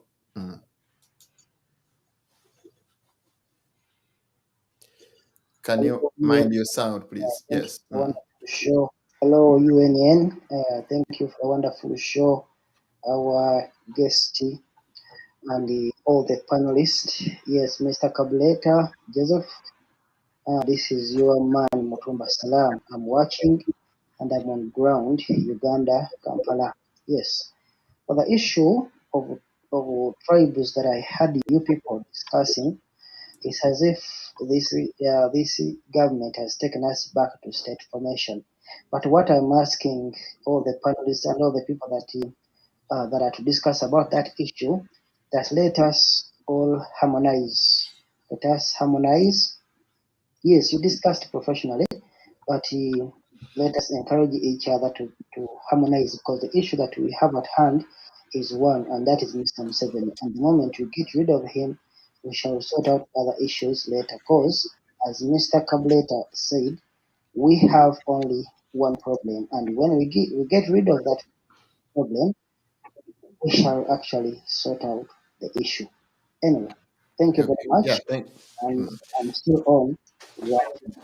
I think we're gonna stop there with the voices, and then we wrap up with I have his contact or an email address. Perhaps you can keep in touch and then discuss matters of importance. Thank you very much.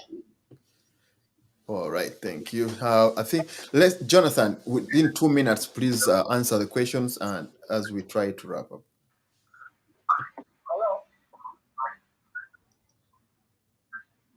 Your microphone is muted. Unmute yourself, please. As we come back to Jonathan, let me have Desire. Desire, would you have some answers to some of the callers? I mean, the voices? In regards to, I understand how people are rattled by the idea of us discussing not being tribes but nations, but that is not independent of Buganda. Ankwale too was a nation.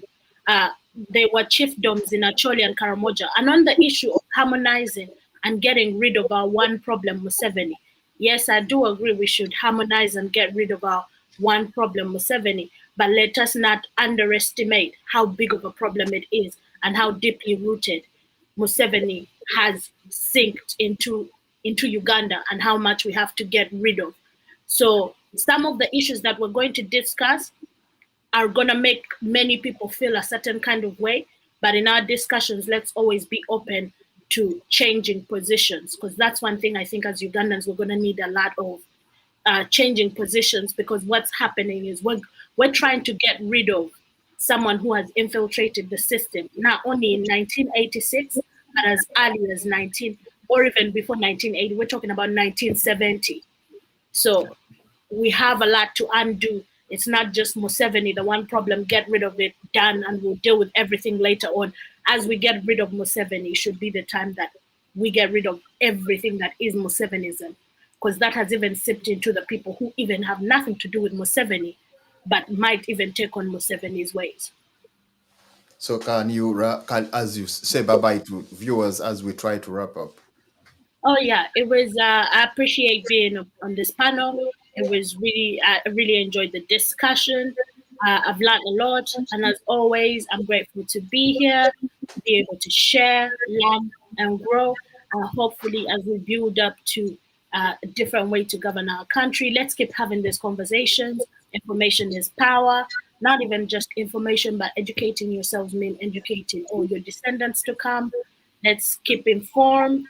Let's not get distracted, and let's always know what we want, for which I'm sure at this point in time, this is the first, I haven't had a long lifeline, but for the first time in my lifetime, I feel Ugandans, we know what we want, we know what we need. Let us not stop putting pressure, because they're crumbling. Thank you very much, Desire. Thank you very much. Let's have Joseph as wrap up and then say bye-bye to our viewers. Yeah, thank you so much. Are you with me? Yeah, or you are? Yes, please. Thank you so much. Thank you so much for everybody and for the discussions we've had. I can see there are different views that need to be harmonized with realities that are on the ground. But the truth, though, is that there will be a lot of work for whoever is handled the mess that will be Uganda when the occupiers are thrown out. When the storm is over. When the storm is over, we call them occupiers. People who came and occupied. When they are chased away, there will be a lot of issues to really be discussed, and there will be a lot of brainstorming. And there'll be a lot of disagreements. But the one thing that we must agree upon, number one, is what kind of system we want to be governed by, and then after that, how we are going to develop ourselves as a nation. It's very important for us to develop ourselves as a nation because we've lagged behind. I gave you an example of Tanzania, which was behind us, then with us, then ahead of us, then twice our GDP, all in a very brief period of just over 20 years. So we have a lot of catching up to do. And increasingly, you look at even countries like Rwanda, and you go there and you see that actually they are making a lot of progress, and we are stationary. So my interest in all of this is that when this mess is over, we actually can develop our country and have something to write home about. Because, as I told you before, we have a lot of building blocks which we shall start with, because we are a blessed country. We really are a blessed country. So when everything is over, even no matter how much they destroy it, there will be enough blocks to rebuild it back. And that's what I'm hoping to see. Thank you so much for everybody. Omuntu abayina endamba z'olunyoro ndulo ndubalize mwebale muno n'abaloko n'abakumpura nywe nambasiimire byonna bimukora. So have yourselves a wonderful evening. Bye-bye. Thank you to the listeners. Thank you to the moderator, Dr. Juko. Thank you to UNN. Thank you to Prince Kimbugwe. And all the other panelists. Really enjoyed your discussions. Have yourselves yes, Mr. Kabuleta, as you go, what's your take? I mean, would you please participate in the UFCC? And what's your aspiration when it comes to the UFCC? I was supposed to discuss that privately with Mr. Kimbugwe, so I will not preempt those discussions. All right, thank you very much. I think I've been unmuted as well. Yes, we have you then. Yes, come in. Okay. And my parting shots. First of all, I very much enjoyed the discussion here with all the panelists, and indeed the insights they shared about different views, issues affecting our country. I'd like to appeal to Ugandans not to play into the hands of the genocidal annotations that the regime has put forward for us. That's the trap we should avoid. Secondly, federalism would be the only opportune system for us to radically radically change this country in terms of our economics, in terms of our politics, in terms of our social welfare, and our destiny altogether. And thirdly, and lastly, indeed, Sekabaka Mutesa in his book, Desecration of My Kingdom, said that he couldn't understand precisely the difference between a tribe and a nation. But he said, in any case, the Buganda, and for that matter, the Banyankore, the Banyoro, we have a common heritage, we have a common language, we have a common culture. Whatever you call us doesn't matter, and we think we are a nation in any way. So please disregard the divisive tones from the regime and concentrate on what kind of future we want for the country. God bless you all. I'm happy to be here and look forward to coming in again. Thank you very much, Councillor Jonathan. Thank you very much. And finally, Senior Gombia, would you say bye-bye to our viewers? Of course. First of all, I thank you so much, Dr. Juko, for inviting me to the program tonight. I've really enjoyed the discussions, especially meeting people like Joseph Kabuleta. I've heard about him, read a lot about him, and his struggle to become president, which was unsuccessful, but maybe in the future he can. He's presidential material. And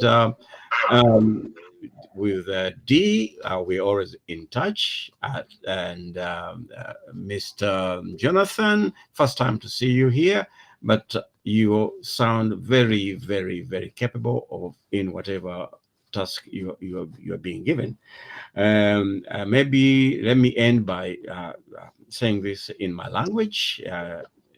Familia yange mbaweza obubaka kubanga maze emyaka 34 sibalaba naye bwanga mundaba kati mundabyeko mumaze ebbanga temundaba naye nsuubira nti muli bulungi manye ebizibu biriyo byonna naye Mukama atugumye okuyita mu kino tujja kuwangula.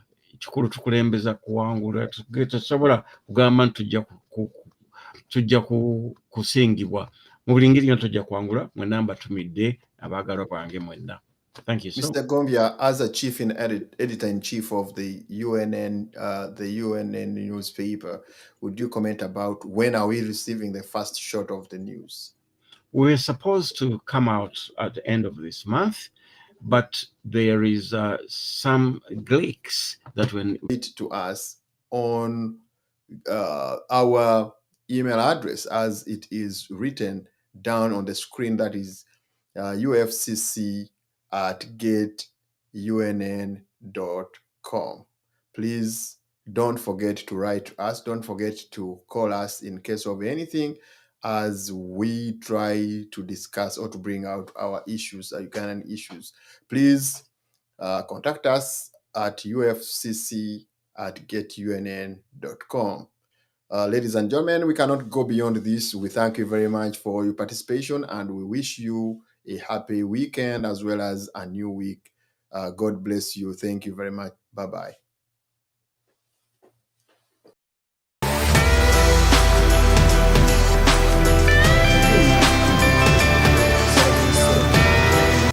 We're learning our lessons maybe the hard way.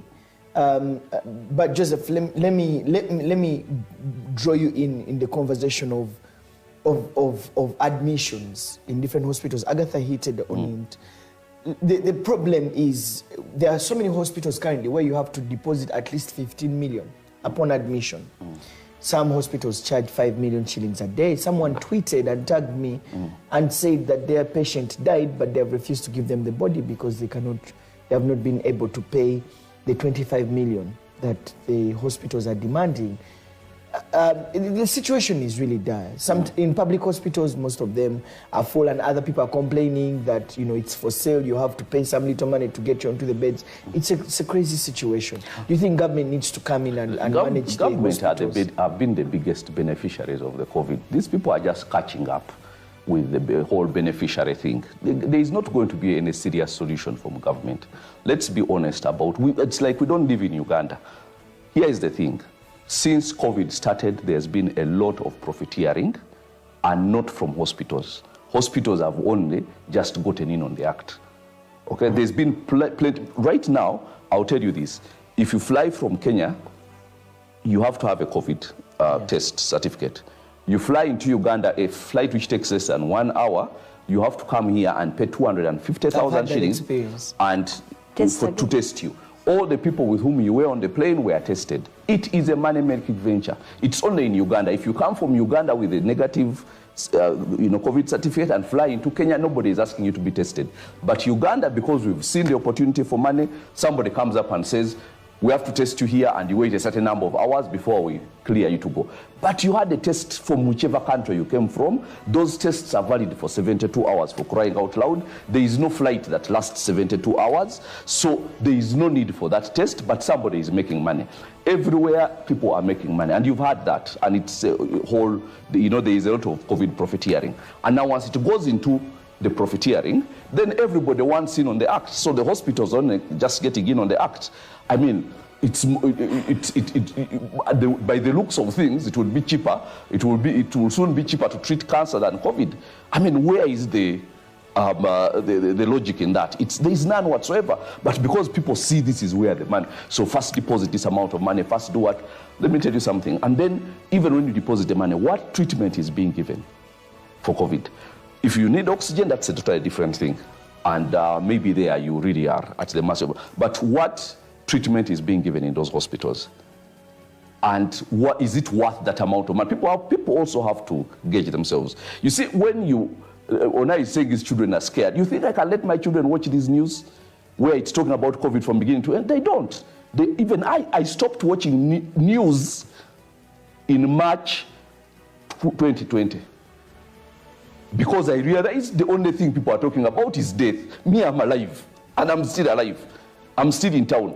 So I don't want to project death on myself or on the people around me. So I know where to get my news. Okay. Okay, I'm not saying, of course, there's a lot of news we watch. Don't get jittery, because when it's not COVID, I enjoy watching news. But the truth is, when the headlines, this what I say, hey, okay, have yourselves a nice evening. Let me find something else to do that is uplifting. Okay. Because I have that responsibility. But now, going back to your question, Solomon, of the hospitals, the whole COVID profiteering, the whole venture, okay, the whole COVID thing started a long time ago. And I am telling you, I have seen buildings rising up in town, and I know they are owned by people who are getting COVID money. I'll tell you that our national debt was 47 trillion in March 2020. It is now 67 trillion. I will not say all of it has been taken, for COVID purposes. Of course, there are other things that have been taken. But imagine rising in 1 year, just over a year, by 20 trillion Uganda shillings. And much of it has been taken in COVID response. And we don't even have oxygen. Okay. How much is oxygen? And we don't even have any serious government response. And we are not going to have. So the thing is, that money is going somewhere, and she's saying, where did the money go? Of course we know where. So, okay, all right, guys, it's so...